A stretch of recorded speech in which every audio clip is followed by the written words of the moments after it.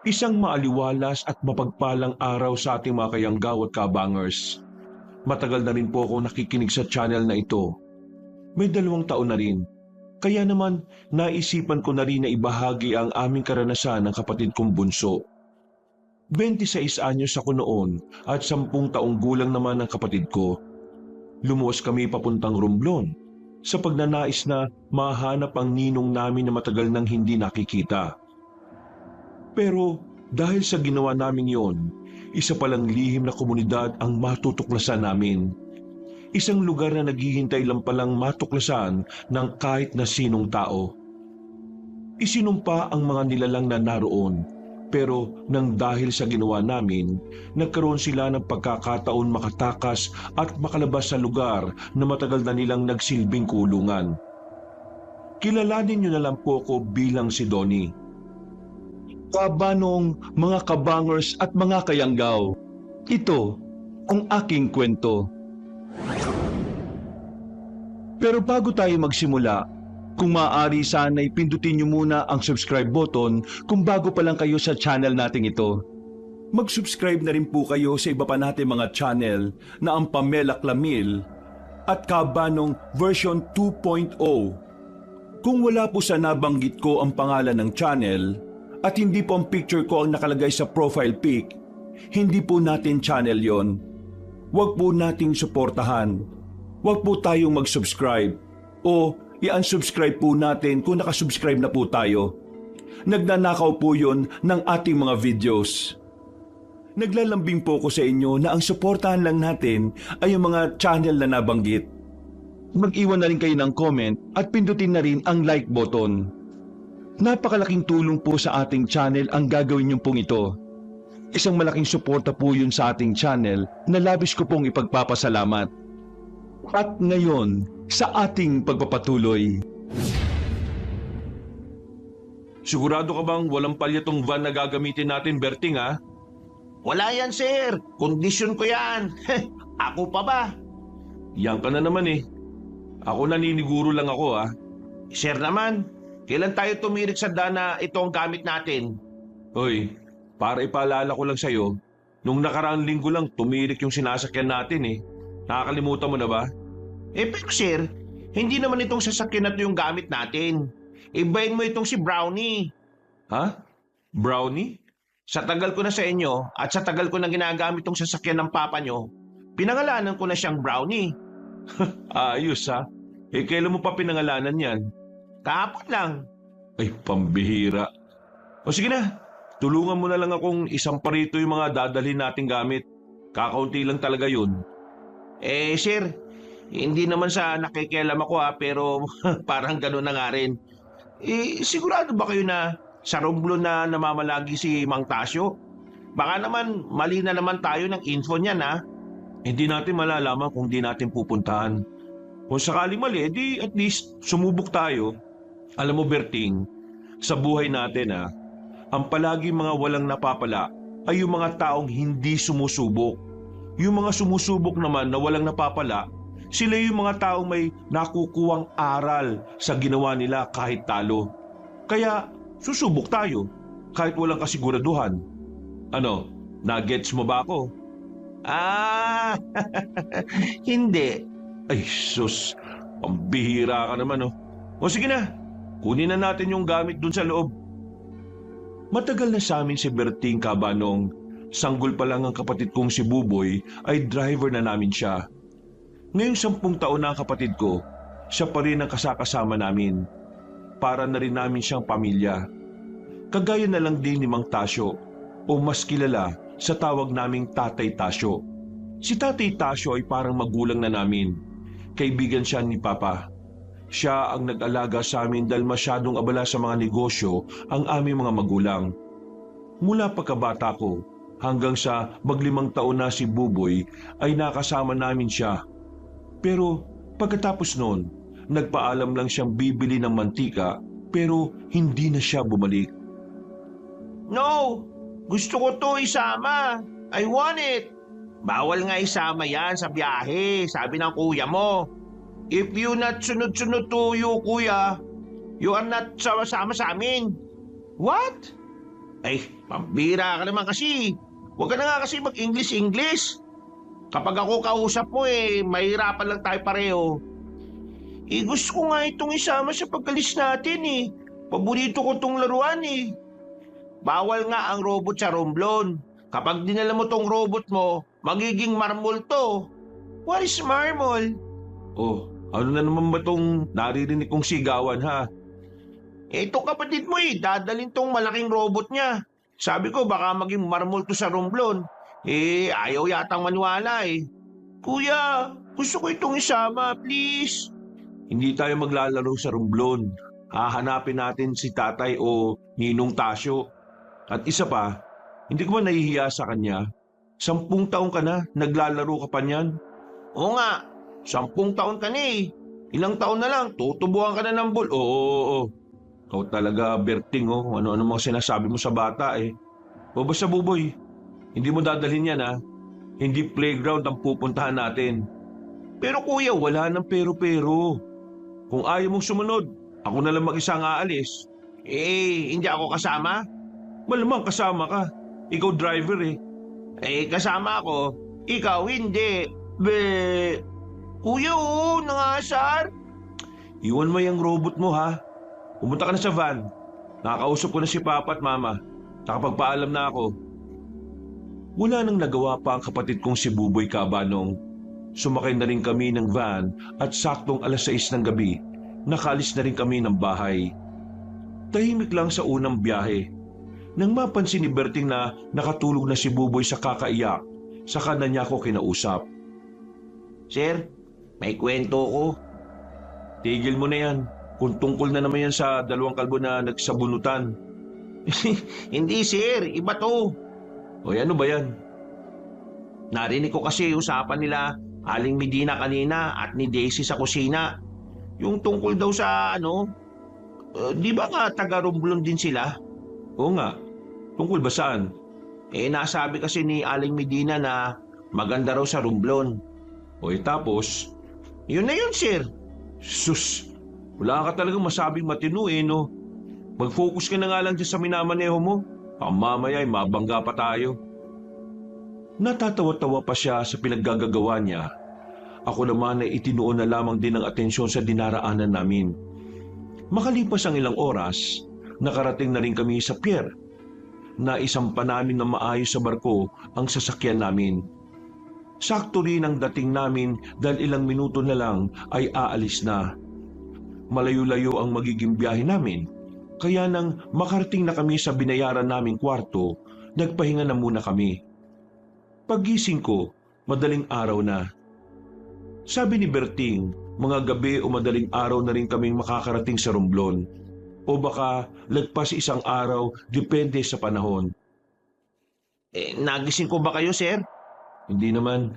Bakit? Ano bang ginagawa mo kanina habang natutulog ako? Natutulog din. Baka kasi malakas yung hilik ko Hindi naman. Sir, tanong ko lang. Medyo personal ito Pero huwag mo na lang sagutin kung ayaw mo. Pero bakit hindi pa kayo nag-aasawa sir? Sa edad nyo ngang yan pwede na kayong magkaanak Bawog ba kayo? Sira ulo. Baog agad. Hindi ba pwedeng hindi pa ako handang maging magulang at maging isang asawa? Bakit naman hindi kayo handa? Nasa inyo na nga ang lahat Pera, kagwapuan. Pagiging handa sa isip. Ayoko mag-asawa agad ng hindi handa. Kasi ang maghihirap lang naman sa desisyon ko na yun yung magiging anak ko. Mahirap magkaroon ng isang ama na hindi handa sa responsibilidad. Kagaya na lang ng tatay namin. Nabuntis niya si mama nang wala sa plano. Kaya yun, nasanay na lang ako na mas madalas niya pang kasama yung mga kapwa niya negosyante kaysa sa amin. Kasi yun naman ang ginagawa niya bago ako mabuo sa mundong ito Kung sa bagay, may tama ka sir. Ang daming nagiging magulang ng maaga ngayon dahil sa maraming dahilan. Una, kapusukan. Pangalawa, dinidiktahan sila ng lipunan na mag-anak na dahil pakaramdam ng mga tao kapag wala pang anak ang isang lalaki at babae na pag-iiwanan na sila ng panahon. Pero ang realidad, hindi naman karera ang pagbuo ng pamilya o ang pag-aasawa at pag-aanak eh. Ang pagkakaroon ng pamilya ay dapat na kusang nabubuo dahil sa pagmamahal at pagiging handa sa mga bagay-bagay. Kapag nagpamilya ka kasi, tinatanggap mo na kaagad ang responsibilidad at obligasyon. At yung dalawang yan ay hindi mo dapat madiliing mapunta sa'yo. Kasi yung dalawang yan ang pinakamabigat na dadalhin mo bilang isang asawa at magulang. At saka, bakit ba nila minamadaling mag-anak ang isang tao? Sila bang magpapakain sa bata kapag sinilang na? Hindi naman, di ba? Eh, pasensya na sir ah. Nagtatanong lang naman ako eh. Sinasagot ko lang rin naman yung tanong mo kaya sana malinawan ka. Ikaw, bakit hindi ka pa nag-aasawa? Halata ba sir? Walang napatol eh. Buwang ka kasi. Natawa na lang kaming dalawa. Matapos ang usapan namin, bumalik na lang kami sa pagtulog. Mabilis na kinain ng oras ang mga sandali. Hindi na namin namalayan na nakarating na kami sa Romblon. Sobrang haba ng binyahe namin. Todo pagod ang naramdaman namin kahit na magdamag lang naman kaming nakahiga at nakaupo. Nang makababa na kami ng barko, naganap na muna kami ng makakain. Sa hindi ko maalamang dahilan, nakaramdam ako ng pagkailang sa kung paano kami tingnan ng mga tao sa kainan. Hayaan mo lang sila. Ganyan talaga ang mga tao rito eh. Namamangha kapag nakakakita ng gwapo. Tingnan nyo sir, hindi tumitingin sa akin, sa'yo lang. Sira ulo. Bantayan mo si Buboy, baka mamaya may gawing hindi maganda sa atin yan. Masarap ang pagkain doon, Kabanong. Hindi ako nagkamali nang nabasa sa internet na magagaling talagang magluto ang mga taga-Romblon. Pagkatapos namin kumain, nagpahinga lang kami sandali sa tapat ng van. Tamang yosi habang nagpapatunaw ng kinain. Habang si Buboy naman, abalang-abala lang sa paglalaro ng cellphone. Berting, naniniwala ka ba sa aswang? Munti ka na niyang maibuga sa akin ang iniinom niyang soft drinks sa tanong kong yon. Siguro dahil nagulat siya kung bakit bigla-bigla na lang ako nagtanong ng ganun sa kanya. Samantalang kahit kailan, hindi naman namin napag-usapan yon sa mga lakad namin. Ano ba yan? Pambira ka naman sir. Bigla-bigla ka na lang nagbubukas ng mga weirdong usapan. Bakit mo pa na itanong yan sir? Nag-research kasi ako tungkol sa probinsyang ito. Ang dami kong mga nalaman. Mga masasarap na pagkain, mabubuting tao, mga magagandang tanawin. Pero meron akong nahalungkat na article eh. Hindi ko alam kung verified. Pero napukaw nun yung atensyon ko. Ang sabi doon, dito raw sa Romblon, dati raw may mga aswang dito. Wala naman daw sinasaktan ng mga aswang na yon. Pero ang haka-haka, nung unang panahon kumakain sila ng tao. Hindi ko alam kung totoo ang sinasabi sa article na yon ha. Kaya nga tinatanong kita kung naniniwala ka sa aswang eh. Ako kasi, 50-50. Maniniwala ka sir kung sasabihin kong naniniwala ako. Oo, maniniwala akong naniniwala ka. Ikaw yung tipong mahilig sa mga hindi mapaliwanag na bagay eh. Pero alam mo, kung sakali mang totoo na merong aswang dito, hindi naman tayo masasaktan nun eh. Takot naman daw sila sa mga tao. Pero malay nyo, yung mga aswang ngayon high-tech na rin. Gumagamit na rin yata sila ng cellphone eh. Para kapag meron silang bibiktimahin, text-text na lang o kaya tawagan na lang. Ang malas lang kasi baka wala silang load o signal eh. Madalas kasi sa makaliblib na lugar sila. Napakasira ulo mo talaga kahit na kailan no.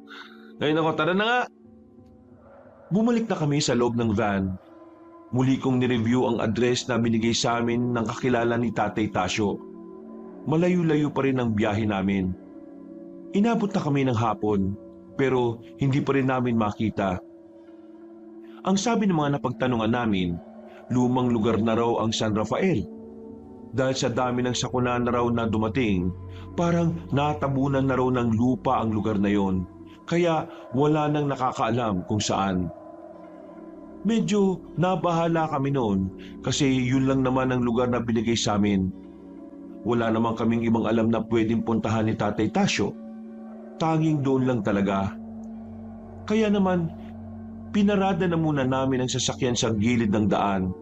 Wala na kaming pakialam kahit na madilim pa sa parting yon. Pampihira. Kanina pa tayo eh. Nakakapagod na ah. Hindi naman natin makita. Grabe no? Ganun yun talaga kami si Mang Tasyo para matyaga kayong hanapin siya? Pangalawang tatay na rin kasi namin yun. Kaya hindi naman siguro masama kung paghirapan namin na hanapin siya kung saan siya matatagpuan. Kalahati ng buhay namin, yun yung pinunan niya eh. Kaya hahanapin namin siya kahit na anong mangyari. Miss na rin kasi siya ni Buboy eh. 5 taon pa lang yung bata nung umalis siya. Kung sa bagay, Teka, nasaan na ba tayo? hindi na gumagana yung online map sa akin kasi wala nang signal sa parting to eh. Pero kanina, may nalagpasan tayong baryo na wala naman sa mapa. Basta, nakita kong parang malit na baryo sila. Balik na lang kaya muna tayo doon. Hanap lang tayo ng bahay na mapaglilipasan ng gabi. Sana meron tayong mahanap doon. Kinabig ni Berting ang manibela at saka muli kaming bumiyahe. May 10 minuto pa bago kami nakarating sa sinasabi niyang baryo, tumigil kami sa tapat. Pagtingin namin sa arko, sira-sira. Wala na rin yung pangalan na nakalagay sa arko doon. Sigurado ka ba sir na dito tayo magpapalipas ng gabi? Parang lugar ng mga rebelde to eh oh. Kaya nga eh. Sir, dito na lang tayo sa labas. Huwag na muna tayong pumasok. Pwede naman dito tayo magpalipas ng gabi eh. Kapag maliwanag na, doon natin malalaman kung ano mga klaseng tao nandyan. Sa bagay, may punto ka nga. Sinunod ko ang sinabi ni Berting. Pinarada na muna namin ang sasakyan sa gilid at nauna na ring nakatulog si Buboy dahil na rin sa pagod nito. Habang kaming dalawa, tumambay na muna kami sa tapat. Tamang inom lang ng 1 boteng alak at tamang hitit ng yosi. Habang nag-uusap kami, isang babaeng matangkad ang dumaan sa harapan namin at akala namin nung una ay multo sa sobrang puti niya. Pero napatingin siya sa amin at napatigil. Ano kailangan nyo? Bakit nyo ako tinitingnan? Huwag kang mabahala, miss. Wala kaming gagawin masama. Hindi naman kami masamang tao eh. Nandito lang kami para maghanap sana ng matutuluyan. Malayo pa kasi yung pinanggalingan namin eh. Tama si sir, ganun nga. Matutuluyan? Bakasyonista ba kayo? Parang ganun na nga. Meron kasi kaming hinahanap. May kilala ka bang Tasyo? Mang Tasyo kung tawagin ng iba? Tasyo? Wala akong kilalang ganun eh. Bago lang din kasi ako dito. Nagbabakasyon lang. Bakit nasa labas ka pa ng ganitong oras? Madilim pa sa daan. Pundido mga ilaw sa poste eh. Delikado. May sakit ang tiyahin ko eh. Kailangan ko makabili ng gamot. Kaya heto, pumili ako. No choice din kasi na wala namang mautusan. Mga tamad ng pinsan ko eh. Ganun ba? Kung kailangan nyo ng mauupahan na bahay, meron naman sa amin kaso nga lang, hindi siya sementado. Gawa lang siya sa kawayan. Hindi gaya sa syudad. Ayos lang naman. Ang mahalaga naman sa amin makapagpahinga kami. Pwede mo ba kaming dalhin doon? Sige, sundan niyo lang ako. Nauna nang naglakad ang babae. Noong mga sandaling yon, hindi ko rin maintindihan kung bakit ganun na lang ako kadaling nagtiwala sa kanya. Pero ang mas hindi namin maintindihan kung bakit komportable rin siyang kausapin kami. Pero dahil desperado na kaming makahanap ng matutuluyan, sinundan na lang namin ang babae. Hindi nagtagal, meron na kaming narating na bahay. Isang palapag lang yon. Yari sa makakapal na kawayan ng dingding. Ang bubungan naman ay mga dayami na pinagpatong-patong. May maliit na bakuran. Tapos may balon ng tubig sa gilid. At ang banyo ay nasa gilid naman ito. Madalas na pinapaupahan ito, pero umaalis din naman ng mga yon kasi mga bakasyonista rin. Kaya may mga dumadalaw dito ng mga turista. Kasi pag baba nyo dyan sa kaliwa, may magandang falls dyan. Makikita nyo bukas kapag maliwanag na. Kaya pala sobrang lamig dito kasi may malapit na falls. Ayos! Bukas na lang kayo magbayad. magpahinga na muna kayo. Wala rin kasi akong oras kumausap sa inyo eh. Si Tia kasi ang dapat niyo talagang kausapin. Isa pa, aasikasuhin ko pa siya ngayon. Maraming salamat ah. Pasensya na rin sa abala. Walang anuman. O sige, mauna na ako. Kuya Donnie, crush mo yung babae? Ha? Crush ka agad? Hindi ko pa nga yan kilala eh. Kita ko sa mukha mo, kuya, masaya ka? Hindi magsisinungaling ang bata, sir. Aminin. Maganda yung babae, oo. Pero crush? Hindi ah. Kailangan kilalanin mo muna bago mo hangaan. Mali ka, sir. Pwede mong hangaan kahit hindi mo pa kilala. Kasi yung paghanga, nakabase naman yan kung ano yung unang makikita mo sa kanya eh. Panloob o panlabas. Ang galing mo naman, Kuya Berting. Bakit wala ka pang syota? Huy, bibig mo ah. Kaya wala pa akong syota kasi ayaw ko sa kanila. Sakit lang sa ulo yung mga babae, buboy eh. Kaya ikaw, mag-iingat ka sa mga babae ah. Bibigyan ka lang nila ng problema. Ang ibig mo pong sabihin, walang nagkakagusto sa'yo, Kuya Berting? Aba, ikaw ah. Hindi nagsisinungaling ang bata. Opo, totoong sinasabi ko. Ay nako, pumasok na nga lang tayo at nang makapagpahinga na. Buti na lang nakapagdala tayo ng banig at kumot. Mukhang malamig dito eh. Kuya, tingnan mo oh, may space yung sahig. Baka may sumundot ng puwet ko sa ilalim. Dami mo talaga napapansin. Huwag kang mag-alala, lalagyan naman natin yan ng banig eh. Maya-maya lang ay inilatag na namin ang banig. Ibinagpabukas na lang namin ang paghahanap kay Tatay Tasyo, pero kahit napagod ng katawan ko noon, hindi ako dinadalaw ng antok. Dilat na dilat ang diwa ko sa hindi ko malaman na dahilan. Bumangon ako at binuksan ko ang bintana. Sumilip ako sa labas. Sobrang tahimik. Ganun pala talaga ang paligid sa probinsya. Wala akong ibang ginawa noon kundi ang mag-cellphone. Mga bandang 4:00, saka lang ako inantok. Ginising nila akong mga bandang 8:00 na. Nakaramdam na kasi sila ng gutom. Paglabas namin ng bahay, kinausap kami ng babaeng nagpakilala sa amin bilang si Madonna. Hindi makakaharap ang tiyahin niya dahil may sakit pa rin. Nagbayad kami sa kanya ng 5 araw. Palagay kasi namin ay matatagalan ang paghahanap namin kay Tatay Tasyo. Lalo na't wala namang makapagturo kung saan ang San Rafael. Inaantok ka pa ba? Pwede ka namang matulog na muna. Gisingin na lang kita mamaya. Hindi na. Kailangan na nating simulang maghanap kay Tatay Tasyo. Sayang ang araw eh. 1 linggo lang ang binigay na araw ni Papa at Mama sa akin. Sigurado ka bang hindi ka pa inaantok? Eh ano naman kung hinaantok ako? Ikaw naman ang magmamaneho, di ba? Ay, oo nga pala. Ikaw nga pala yung sir at ako yung driver. At ako naman yung boss. Bumanat ka na naman dyan. Yung ngipin mo, naninilaw na ah. Eh wala kasing tubig. Paano ako magtutoothbrush? Samahan mo nga muna yung Berting. Umalis ang dalawa at maya-maya dumating naman ang babaeng si Madonna. Nakangiti siyang lumapit sa akin.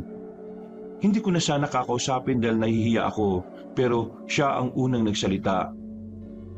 Ano nga ulit ang pangalan ng hinahanap niyong tao? Tasyo. Anong apelyido? Ang totoo niyang pangalan, Anastasio Langomes. Kilala niyo ba siya? Yun nga ang binanggit sa akin ni Tia. Dati raw kasing nagpunta yun dito para gamutin siya. Gamutin? Doktor siya dito? Hindi doktor, albularyo. Albularyo? Kailan pa? Hindi ko alam eh. Sinabi lang yan sa akin ni Tia. Nasabi ba niya kung alam niya ang tirahan ni Tatay Tasyo? Hindi. Pero meron siyang nabanggit na lugar. Saan? San Rafael. Ah, alam na namin yan. Ang sabi ng mga napagtanungan namin, wala na raw ang lugar na yan eh. Natabunan na raw dahil sa malalakas na sakuna dito. Dalawa kasi ang San Rafael dito. Yung isa, yan yung sinasabi mong natabunan na. Yung isa naman, yun yung bagong San Rafael na umusbong. 1 dekada pa lang yata nakakalipas. Teka, bakit ang dami mo yatang alam eh? Sabi mo nagbabakasyon ka lang dito. Kuya, mag-6 na buwan na akong nagbabakasyon dito. Ah, kaya pala. Nagdududa ka ba sa mga sinabi ko? Hindi naman. Napatanong lang naman ako. Kung gusto nyo, pwede ko naman kayong samahan. Itatanong ko lang kay Tia kung saan. Talaga? Sasamahan mo kami? Pero hindi libre. Siyempre maabala nyo ako. Kaya babayaran nyo ako. Walang problema. Basta ituro mo lang sa amin kung saan yung San Rafael na yon. Pwede ko bang malaman kung kaano-ano nyo yung hinahanap nyo? Base kasi sa itsura nyo, mukha naman kayong nakakaangat sa buhay. Mga taga Maynila nga talaga kayo. Si Tatay Tasyo, siya ang nag-alaga sa amin ng kapatid ko. Kaso nung pagka-5 taon ng kapatid ko bigla siyang nawala. Ang sabi niya nung hapon na nagpaalam siya, bibili lang siya ng mantika.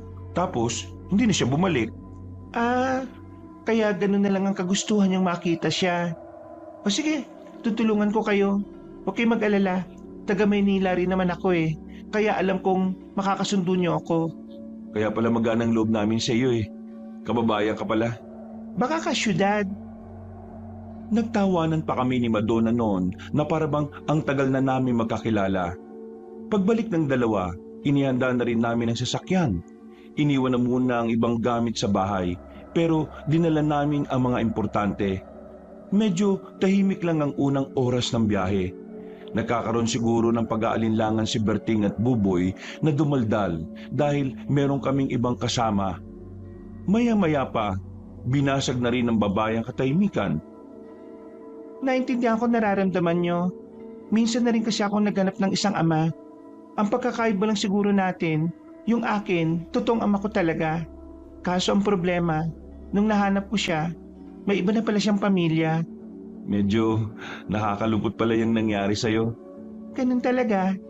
Pero hinayaan ko na lang. Ang mahalaga naman sa akin ngayon, may tiyahin ako na umiintindi sa akin. Kahit na minsan lang kami makasama. Bala ko na nga tumira dito Bakit naman hindi? Parang mas payapa rito. Uy, si kuya, kinakausap si ate. Huy, manahimik kang ang bata ka. Ipakain kita sa aswang Nang sabihin ko yon, nakita ko ang kakaibang ekspresyon sa mukha ni Madonna. Napatingin siya sa labas nang mapansin niyang nakatingin ako sa kanya. Hindi na ako nagdalawang isip na tanungin siya. Nag-alala rin kasi ako na baka hindi niya gustong makarinig ng salitang aswang. Madonna, pasensya na Pero may mali ba sa sinabi ko? Takot ka ba sa aswang? Wala ka namang maling sinabi.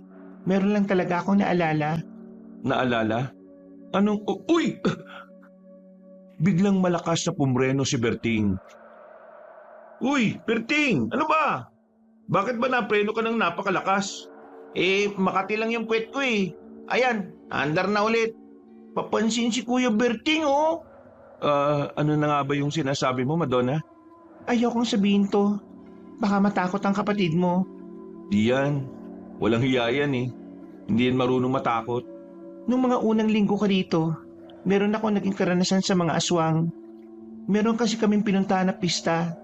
Akala namin, normal na tao lang ang mga nandun. Pero hindi pala. Sinasabi mo ba, miss, na aswang ang mga napuntahan ninyo? Hindi naman lahat pero may ilang kabahayan doon na puro aswang ang nakatira. Munti ka na kaming mapahamak ng mga pinsan ko ron. Buti na lang, tinulungan kami ng mga kasama naming lalaki kaya nakaalis kami. Pero kung hindi kami nakatakas, baka raw wala na kami ngayon. Nangangain daw kasi ng mga tao yung aswang Ay nako, ano ba itong kinukwento ko? Mukhang hindi naman kayo maniniwala Ayos lang. Medyo naiintriga rin naman ako sa mga aswang na yan Ibig sabihin lang yan, totoo pala talaga mga nabasa ko sa internet. Meron pala talagang aswang dito sa Romblon. Meron, pero ang sabi kasi sa akin ng tiyahin ko, palipat-lipat daw ang mga yan Kaya hindi mo rin talaga malalaman kung ang kinalalagyan mo ay lugar na ng mga aswang. Sir, alam mo yung sinabi kong kwentuhan nila Aling Medina at ni Daisy? Ang totoo, aswang ang usapan nila. Nakaraang taon lang daw merong natagpo ang grupo ng aswang. Pero hindi naman daw nananakit. Pero siyempre, nakakabahala pa rin, di ba? Magsasalita pa sana ako nang bigla na lang umiyak si Buboy. Nung una, akala namin naipit siya sa upuan. Yung pala, takot na siya sa pinag-uusapan namin. Dahil doon, itinigil na namin ang ganong klase ng usapan. Makalipas ang ilang sandali, tinuro na rin ni Madonna ang sinasabi niyang San Rafael. Isa itong baryo na hindi hamak na mas maayos kumpara sa unang mga napuntahan namin. Sa bungad pa lang ay malinis na. Maayos ang nakalagay na pangalan sa itaas, San Rafael. Pagsilip namin sa loob, may mga tao na abalang-abala sa ginagawa. Pero ang baryo na yon ay nasa liblib na, kaya hindi gaanong nadadaanan ng mga sasakyan. Ang sabi ni Lola, diyan lumipat yung mga taong naapektuhan ng sakuna sa unang San Rafael. Hindi ko alam kung nandyan yung hinahanap nyo. Pero ayan yung baryong hinahanap nyo. Medyo weirdo nga lang dyan. Kasi sabi ni tita, huling punta niya dyan, munti ka na siyang hindi makauwi. Ayaw siyang paalisin ng mga nandyan. Hindi ko alam kung bakit. Buti na lang nakumbisi niya rin sa bandang huli. At ito pang nakapagtataka. May usap-usapan na yung mga tao dyan, hindi umaalis ng baryo nila. Kaya magtataka ka talaga Paano sila nabubuhay dyan? Bakit ngayon mo lang sinasabi sa amin?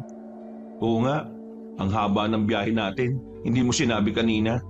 Ayaw niya namang mag-usap ng misteryosong usapan, di ba? Ano sir, tutuloy pa ba tayo? Wala naman tayong kasiguraduhan kung haka-haka o totoo lang yung mga sinabi ni Madonna. Siya na rin ang nagsabi, usap-usapan lang. Yung sinabi ko tungkol sa karanasan nila Tia, totoo yun. Baka naman may mga nangyari sa loob na hindi mo alam kaya ayaw silang pauwiin. Wala naman akong problema kung ayaw niyong maniwala Ako naman nagsasabi lang sa inyo. Hindi na ako sasama sa inyo sa loob Pwede bang ihatid niyo na lang ako sa kalsada para makasakay ako ng tricycle? Bago kami pumasok sa San Rafael, hinatid na muna namin si Madonna para makauwi. Binigyan namin siya ng pera, kasama na rin ang bayad sa pagsama niya sa amin. Maya-maya lang, pumasok na rin kami sa baryo. Nakakailang dahil nang makita kami ng mga nasa bungad, lahat sila ay tumigil sa kani-kanilang ginagawa. Nakatingin sila sa amin na parang yun ang unang pagkakataon na nakakita sila ng tao. Magandang tanghali po sa inyong lahat. Nandito po kami dahil meron kaming hinahanap. Sir, mukhang hindi naman titira si Mang Tasyo sa ganitong uri ng lugar Kailangan pa rin nating subukan kung nandito nga. Kuya, parang natatakot na ako dito. May matandang babae na dumating. Maayos ang suot niya. Malinis at mukhang magara. Maaliwalas din ang mukha kahit medyo kulubot na rin ang balat. Nakangiti, kumpleto pa ang ngipin. Magandang tanghali sa inyo. Ano ang may paglilingkod ng aming baryo? Magandang tanghali po. Meron lang po kaming hinahanap na tao. May nakapagsabi po kasi na dito siya naninirahan. Tao? Anong pangalan at makakilala ko? Tasyo po. Tasyo. Teka, Anastasio Longomes ba ang tunay niyang pangalan? Parang nabuhayan ako ng loob ng mga sandaling yon, Kabanong. Nagkaroon kami ng pag-asa na sa wakas, makikita na rin namin si Tatay Tasyo. Opo, siya nga po. Nasaan po siya? Teka, kaano-ano niya ba kayo? Ninong po namin siya. Bukod doon, parang tatay na rin kasi siya sa amin. Kasi siya ang nag-alaga sa amin nung bata pa po kami. Dito nga nakatira si Tasyo. Ang kaso, umalis siya ngayon. Nanggagamot kasi ang taong yon. Alam niyo ba na isa siyang mahusay na albularyo? So, totoo talaga na albularyo siya? Abay, oo naman. Napakahusay ng taong yon. Sa katunayan, marami na siyang natulungan. Sir, mukhang manggagamot talaga si Mang Tasyo dito sa Romblon Siya nga pala. Ako nga pala si Loresca. Ako ang asawa ng kapitan dito, si Demetrio. Kami ang namamahala rito sa baryo namin. Kung gusto nyo, dadalhin ko kayo sa bahay ni Tasyo. Ang kaso nga lang, wala naman siyang kagamit-gamit. Kapag naalis kasi siya, yung kakaunting gamit na kaya niyang dalhin, dinadala niya. Hindi naman kasi talaga siya taga rito. Nakiusap lang siya sa akin na pansamantalang dito muna siya. Kasi meron siyang ginagamot na malapit lang dito. Kailan naman po kaya siya babalik? Hindi ko rin alam. Depende kasi yan. Kapag marami siyang ginagamot, napapatagal. Kung alam ko lang kung saan siya nang gagamot, abay ituturo ko na lang sa inyo. O tara, Sumunod kayo sa akin. Dadalhin ko kayo sa bahay niya para habang hinihintay niyo siya may matutuluyan kayo. Nagkatinginan kaming dalawa ni Berting. Napatangon na lang kami. Sinundan namin ang matanda. Habang ang mga nadadaanan naman namin ay ngumingiti lang. Pero halata namang napipilitan lang sila. Hindi na lang namin sila pinapansin. Ang mahalaga naman sa akin noon, mabait sa amin yung matandang babae. Ilang minuto lang, nakarating na rin kami sa sinasabing bahay ni Tatay Tasyo. Bakuran pa lang, mahahalatang bahay yun ng albularyo. Ang dami kasing mga nakasabit na burloloy. Pero sa loob, walang kagamit-gamit kundi unan at banig lang. Paano? Maiwan ko na muna kayo. Baka mamaya dumating ang asawa ko para kausapin kayo. Huwag kayong mahiya. Ganito talaga kami sa mga bisita. Muling ngumiti sa amin ang matandang babae. Kami naman ay napangiti na lang din at kumuway pa habang naglalakad siya papalayo. Si Buboy, pansin kong hindi siya nagsasalita. Tahimik lang siya. Parang may malalim na iniisip. Buboy, ayos ka lang? Nagugutom ka na ba? Kuya, sigurado ba na nandito si Tatay Tasyo? Yun ang sabi ng matandang babae. Kailangan nating subukan. Malay mo, nandito nga. Ang pangit kasi ng lugar na to, kuya. Uy, bibig mo. Kapag narinig ka ng mga taga rito, baka magalit yung sayo. Paano pangit? Mas malinis at maliwalas nga rito kumpara sa baryo nila Madone. Gutom lang yan, Berting. Ilabas mo na lang ngayong dala-dala natin pagkain. Pakainin mo tong isang to. Yes, sir. Para malis yung pagkatulig ng batang yan. Hindi naman po ako nagugutom Sigurado ka? Walang iiyak-iyak mamaya ah. Seryoso lang na tumango ang kapatid ko. Hindi ko rin alam kung bakit biglang ganun na lang ang kanyang pinapakitang ugali. Hindi naman siya ganun kaseryosong tao. Pero kakaiba si Buboy noon. Para siyang matanda na may iniisip na kakaibang bagay. Dumating ang alas 5 ng hapon, naisipan kong bumalik sa baryo nila Madonna para kunin ang iba naming mga gamit. Naisip ko rin kasi na doon na lumipat sa lugar kung saan naroon si Tatay Tasyo. Umayag naman si Berting at Buboy. Hindi ko na sila pinasama dahil baka biglang umuwi si Tatay Tasyo at walang maabutan. Bumalik agad kayo, sir, ha? Magkagabi na Ikaw na lang munang bahala sa batang yan ha. Kapag may problema, tawagan mo kagad ako. Walang problema, akong bahala rito. Hoy, Buboy, umayos ka ha. Huwag kang pasaway. Huwag ka rin pasaway. Loko to ha. O sige na, aalis na ako. Kinuha ko na ang susi kay Berting. Nagmamadali akong maglakad nang makasalubong ko ang isang matandang lalaki. Malapad din ang ngiti niya. Nilipitan niya ako kagad nang makitang mabilis ang lakad ko. Iyo, sandali lang. Magandang gabi ho. Sino kayo? Nako, ako yung asawa ni Loresca. Ako kapitan dito. Kayo po pala yun. Pasensya na ho hindi ko alam Wala namang problema. Pero bakit ka nagmamadali? Aalis ka ba? Oho, kailangan kong balikan yung mga gamit namin doon sa isang baryo na una naming napuntahan. Bala ko kasing dito na mag-stay habang hinihintay si Tatay Tasyo. Magbabayad na lang po kami. Hindi na kailangan magbayad. Hindi na naman ibang tao sa amin si Tasyo. Basta magkita lang kayo ulit. Masaya na kami ni Loresca. Bait niyo naman po palang kapitan, ano? Hindi naman. Natutuwa lang talaga ako na merong mga kagaya niyong kabataan na hindi nakakalimot sa matatanda. Paano? Mag-iingat ka sa pagmamaneho, ha? Sige po. Maraming salamat po, Mang Demetrio. Tinapik niya pa ako sa balikat. Binilisan ko na lang ang lakad ko, Kabanong. Bago ako makapasok ng van, nakita ko pang nakatingin sa akin ang ilang lalaki sa bungad ng baryo. Tumango ko sa kanila, pero nanatiling seryoso ang kanilang mukha.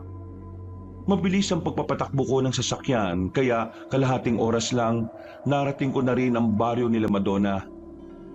Sakto naman na nasa bakuran siya ng bahay namin, nagwawalis. Oh, bakit nagwawalis ka dyan? Gabi na. Ikaw, bakit mag-isa ka lang bumalik? Iniwan ko na muna si Berting at si Buboy doon. Kukunin ko lang naman yung iniwan naming gamit dito. Doon na muna kasi kami mag-stay habang hinihintay si Tatay Tasyo. Pagkasabi kong yun, biglang nagbago ang reaksyon ng mukha ni Madonna. Sandali niya ring nabitiwan ng walis pero dali-dali niya yung dinampot. Oh, ayos ka lang? Huwag na kayong tumuloy doon. Ha? Bakit naman? Doon daw nakatira si Tatay Tasyo eh. Masama ang pakiramdam ni Tia doon. Sabi niya sa akin, hindi normal ang mga tao doon eh. Ha? Paano hindi normal? Parang may baliw daw. Basta, hindi kayo dapat nandun. Sorry kasi dinala ko kayo doon. Pero gusto lang naman naming makatulong ng tiyahin ko pero hindi talaga dapat na naroon kayo eh. Oh, kalma lang. Wala ka namang kasalanan eh. Isa pa, nakausap na namin yung mga tao ron, lalo na yung kapitan. Mabait naman sila sa amin eh. Baka kasi yung tinutukoy mong lugar yung dating San Rafael na wala na ngayon. Ibang San Rafael na yung nakatirik doon. Napailing na lang si Madonna. Hindi na siya nagsalita. Pero bakas sa mukha niya na parang ayaw niya akong paalisin. Hinawakan niya ang kamay ko. Pailing-iling ulit. Sa hindi inaasahan, bigla na niya akong niyakap. Pasensya ka na pero kailangan ko na talaga silang balikan dun eh. Huwag na, delikado doon. Dito ka na lang. Madonna, ang weird mo na. Hindi na ako natutuwa. Gusto ko lang naman kayong iligtas eh. Mali ba yon? Nandun na nga yung mga kasama ko. Kailangan ko silang balikan kasi hinihintay na nila ako eh. Kung babalikan mo sila, mapapahama ka rin. Mga siraulo't basag ulo mga tao rin eh. Buti nga, nakaalis ka pa doon. Ha? Kanina mga baliw. Ngayon basag ulo. Ano ba talaga? Sa pakikipag-usap ko sa kanya, halos tumagal din ako ng kalahating oras. Talagang ayaw niya akong paalisin. Kulang na lang lumambitin siya sa braso ko. Pero hindi ako nagpapigil. Kailangan na kailangan ko makabalik dahil naroon din nakatira si Tatay Tasyo. Inalis ko ang pagkakakapit niya sa akin. Naglakad ako ng mabilis. Sa puntong yun, naisip ko na baka si Madonna at ang mga taga roon talaga ang weirdong mga tao. Lahat sila masama ang tingin sa akin nang binitiwan ako ni Madonna. Pero wala na akong pakialam. Bit-bit ko ang mga gamit namin. Nakabalik ako ng sasakyan. Dali-dali kong pinaharurot ang sasakyan. Siya tong nakakatakot eh. Hindi naman siya ganun kaninang umaga. Matino siyang kausap. Ay, nako. Dapat pala talaga, hindi kami basta nagtiwala sa kanya. Parang siya yung baliw eh. Napapailing na lang ako habang nagmamaneho kabanong. Habang nasa kasagsagan ako ng biyahe, bigla akong nakaramdam ng kaba. Hindi ko maintindihan kung bakit, pero dahil doon, binagalan ko ng kaunti ang pagpapatakbo. Napahawak ako sa dibdib ko. Noong mga sandaling yon, naisipan ko ng tawagan si Berting. Tumigil na muna ako sa gilid dahil doon lang may matinong signal. Ha? Out of coverage area? Bakit? Wala bang signal doon? Binilisan ko ang pagmamaneho. Nang malapit na ako sa baryo nila Mang Demetrio at Aling Loresca, napatapak ako ng preno nang biglang may humarang sa daan. Pagtingin ko sa labas, si Berting. Bitbitan niya ang walang malay na si Buboy. Sa sobrang pag-aalala ko, ay agad ko silang pinagbuksan at pinapasok. Usang gala, ano nangyari sa kapatid ko? Bakit may dugo yan? Bakit walang malay yan? May sugat siya sa palad, sir. Pero hindi dahil dito kaya siya hindi matay. Nakakita kami ng aswang. Sa sobrang takot kaya siya nawala ng malay. Ano? Aswang? Bilisan niyo na, sir. Magmaneho ka na. Ako nang bahala maglinis sa sugat ng kapatid mo. Marunong ako. Sige na, bilisan mo na. Noong mga sandaling yun ay sinunod ko na lang ang sinabi ni Berting Habanong. Pinaharurot ko ang sasakyan pabalik. Hindi na kami tumuloy sa baryo. Nang medyo nakalayo-layo na kami, ay hininto ko na muna ang sasakyan sa may bandang gilid. Ikwento mo nga sa akin, ano bang nangyari? Ano yung aswang? Lahat ng tao sa baryo ng San Rafael, aswang. Kitang-kita ng dalawang mata ko, sir. Namin ni Buboy. Kung paano sila nagpalit ng anyo. Teka. Paano naman mangyayari yun? Hindi naman sila aswang ah. Di ba nakaalis pa nga ako eh. Kung aswang sila, dapat on the spot kinain na tayo. Hindi ko rin nga alam eh. Nung matapos na mapatakan ni Buboy yung balon, bigla na lang kaming nakarinig ng malakas na angin. Natakot na ako noon kaya binitbit ko na siya. Nagawa namin makapagtago. Tapos, nung sumilip kami nakita na lang namin si Aling Loresca. Iba na yung itsura. Pati na rin yung iba nilang kasamahan. Basta pre, aswang sila. Hindi na dapat tayo bumalik doon. Baka niloko lang nila tayo para kainin sa tamang oras. Buti na lang nalaman kaagad namin. Wisit yung mga yun Aswang pala yung mga hayop na yun. Tingin ko kaya nila kilala si Mang Tasyo kasi isa si Mang Tasyo sa kumakalaban sa kanila. Narinig ko kasi kanina, sabi ng isang lalaking aswang, pwede raw nila tayong gamitin panlaban kay Mang Tasyo. Ang tanong ngayon, sana ba talaga natin mahahanap si Tatay Tasyo? Sa ngayon, kumalma na muna tayo para makapag-isip. Walang ya, kinabahan talaga ako dun Yung kapatid ko, ayos lang ba talaga siya? Paano siya nagkaroon ng sugat? Nagaya kasi itong tumae. Wala namang banyo sa bahay na yun kaya sabi ko, iigibang ko na lang siya ng tubig sa balon tapos tumae siya sa halamanan. Ang kulit, nakihawak din sa timba. Yero yun. Ayun, nasugat. Ang mahalaga, ayos lang siya. Hindi ko mapapatawad ang sarili ko kapag may nangyari sa kanya. Sir, pasensya na kanina Sa sobrang taranta ko, natawag kitang pare. Wala yun. Halos magkasing edad lang naman tayo . Kung bumalik na lang kaya tayo kina Madonna, tama sila ng sinabi. Hindi na tayo babalik doon. Ha? Bakit? Hindi ba kayo nagkasundo? Kanina, ang weirdo niya. Para siyang poses ng kung ano. Pinipigilan niya ako makabalik kagad sa inyo . Hinala ko nga, aswang din sila .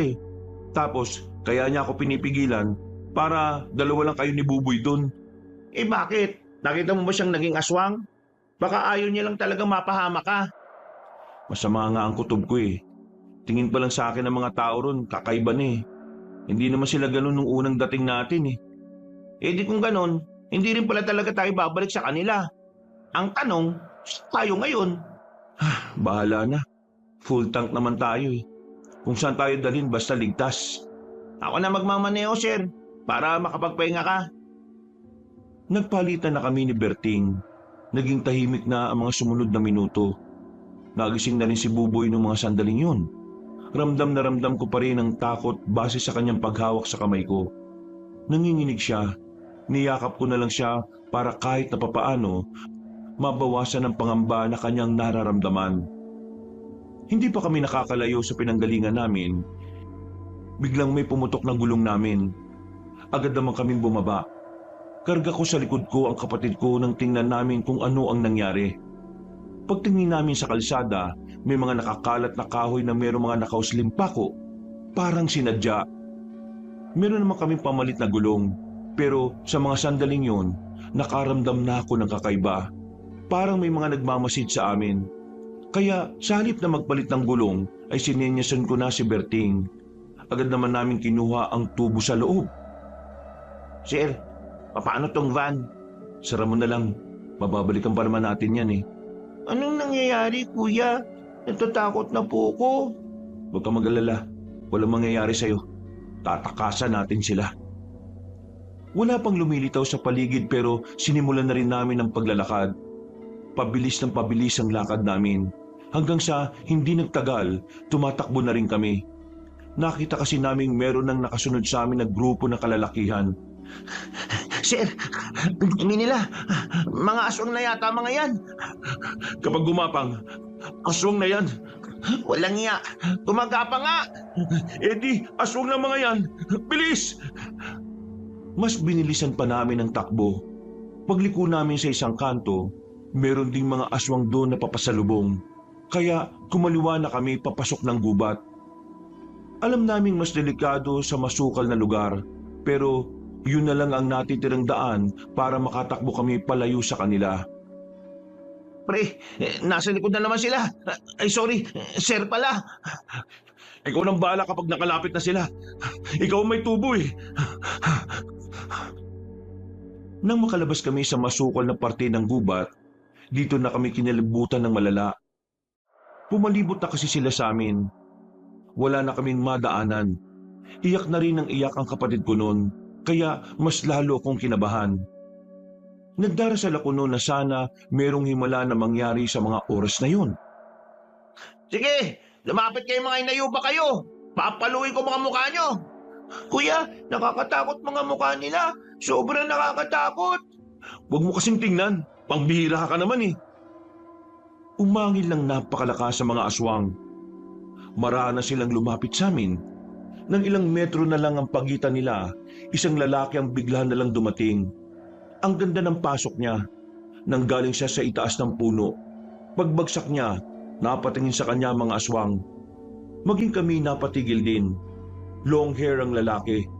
Hinawi niya ang buhok niya sabay tingin sa amin. Huwag kayong mag-alala mga kaibigan. Narito na ang tagapagligtas na hindi nyo na dapat bayaran. Huwag na mangamba dahil narito na ang bayani na hindi puro amba. Among para sa inyo. Ano sa tingin nyo? Ha? Salamat ha. Pero kailangan ba talagang ganyan ang entrance mo? Nasa panganib na ang buhay natin eh. Hindi mo kailangan magduda kaibigan. Nasa sinapupunan pa lang ako ng nanay kong may abs. Kinakalaban ko na ang mga aswang. Kayang-kaya ko ito. Akong bala sa mga turistang inapi ng mga durugistang aswang. Hinugot ng lalaki ang kanyang katana sa tagiliran niya. Hindi siya nagdalawang isip na lapitan ng mga aswang. Pinagtulungan siya ng mga yon, pero kinaya niyang makipagsabayan. Habang nakikipagsagupa siya, narinig pa namin na may mga sinasabi siya na kung ano-ano. Puro kaekekan at kayabangan. Napatay ng lalaki ang 4 na aswang, pero nakatakas naman ang 5. Umatras sa mga yon nang mapansin nilang hindi nila kakayanin ng lalaki dahil sa husay nito sa pakikipaglaban. Ano? Nasaktan ba kayo mga kaibigan? Hindi naman. Maraming salamat sa iyo kung sino ka man. Bago magkalimutan, magpapakilala lang ako. Ako nga pala si Among. Kagaya ng sinabi ko kanina, trabaho ko ang pagpaslang sa mga aswang. Mabuti na lang at natsyempohan ko kayo rito. Dito kasi ang ruta ng pag-iikot ko eh. Teka, matanong ko lang mga kaibigan, ano bang ginagawa niyo dito sa ganitong kadelikadong lugar? Meron kasi kaming hinahanap na tao. Tapos, napunta kami sa isang baryo. Yung baryo pala na yon, baryo ng mga aswang. Oh my God! Oh, bakit? Ngayon ko lang napagtanto. Buhay na naman ang mga aswang. Ibig sabihin, nakawala na ang mga aswang sa baryong yun? Teka, alam mo ang baryong yun? Ibig sabihin, kilala mo rin si Mang Tasyo? Oh, bakit? Paano niyo siya nakilala? Kung kilala mo siya, pwede bang dali mo kami sa kanya? Sagutin niyo muna yung tanong, paano niyo siya nakilala? Siya ang nag-alaga sa amin nung bata pa kami. Pero bigla na lang niya kaming iniwan nung 5 taon pa lang tong kapatid ko. Ngayon, bumiyahe kami mula Maynila para lang mahanap siya. Ngayon, ako naman ang sagutin mo, paano mo siya nakilala? Sandaling tumingin sa malayo ang lalaki. Umiling-iling siya sabay nagpamewang. Walang naman ang kanang kamay ni Mang Tasyo.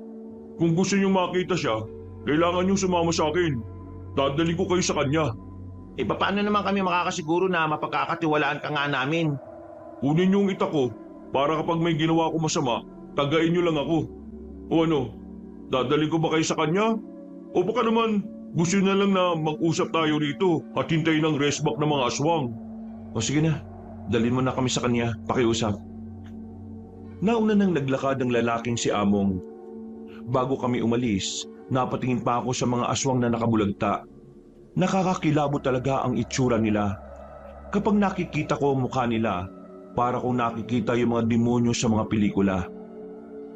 Kayo siguro yung madalas na naikukwento sa akin ni Mang Tasyo. Ang sabi niya kasi sa akin, miss na raw niya kayo. Iniisip niya nga palagi kung ano nang itsura ng bata na tinutukoy niya. Walang araw na hindi niya kayo nababanggit eh.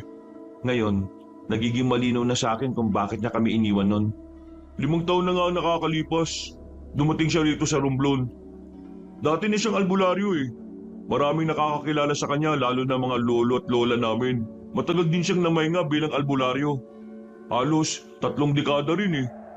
Nagsimula yun nung magpunta siya sa Maynila. Ang kaso, nagkaroon ng tawag ng tungkulin kaya ayun, bumalik siya rito.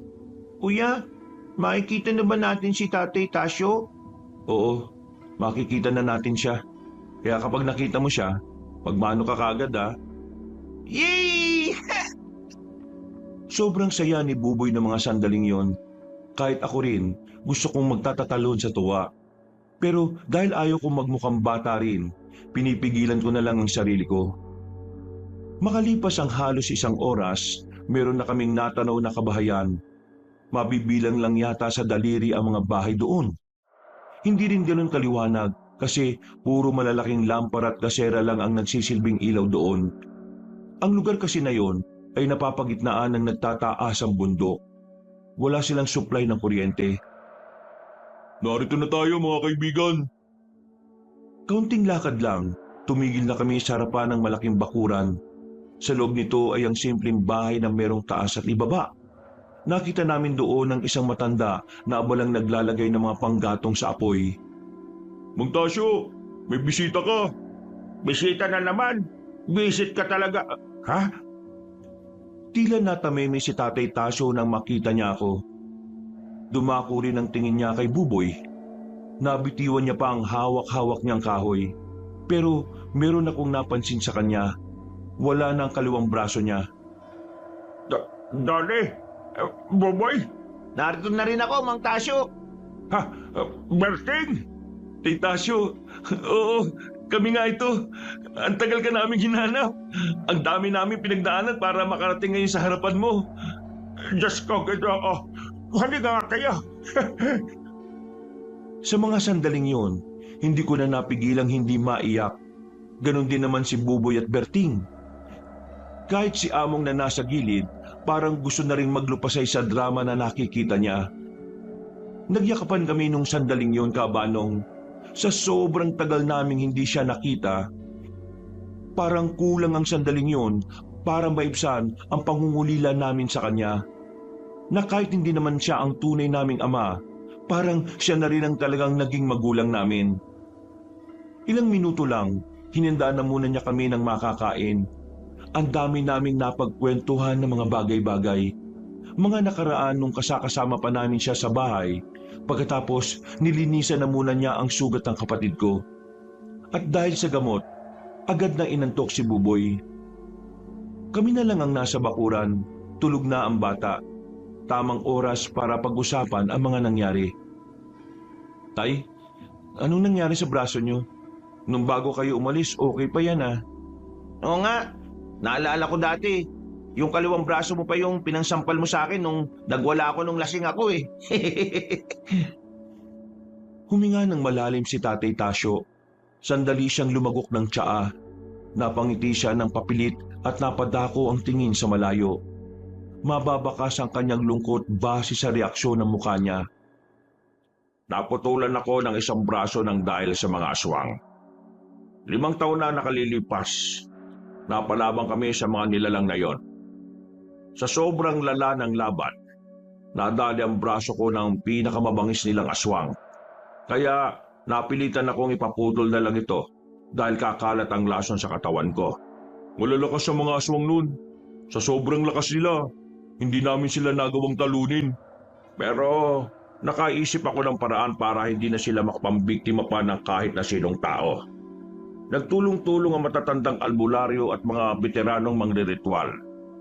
Habang nasa kalagitnaan sila ng kanilang pagpapahinga, naglagay kami ng mga pangontra sa palibot ng kanilang baryo.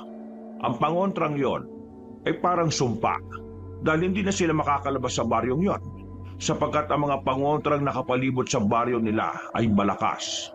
Kaya kapag tinangka nilang makaalis, makakaramdam sila ng matinding sakit ng ulo hanggang sa ikabaliw nila. Habang gumagana ang pangontra, hindi sila magiging aswang. Magiging natural na tao lang sila sa loob ng lugar na yon. Astig naman pala ng pangontrang yan. Ang pangontrang yon ay galing pa sa mga sinaunang albularyo. 1 beses lang yon pwedeng gamitin. Tay, San Rafael ba yung sinasabi niyong lugar? Bakit? Nanggaling ba kayo ron? Doon kami napadpad eh.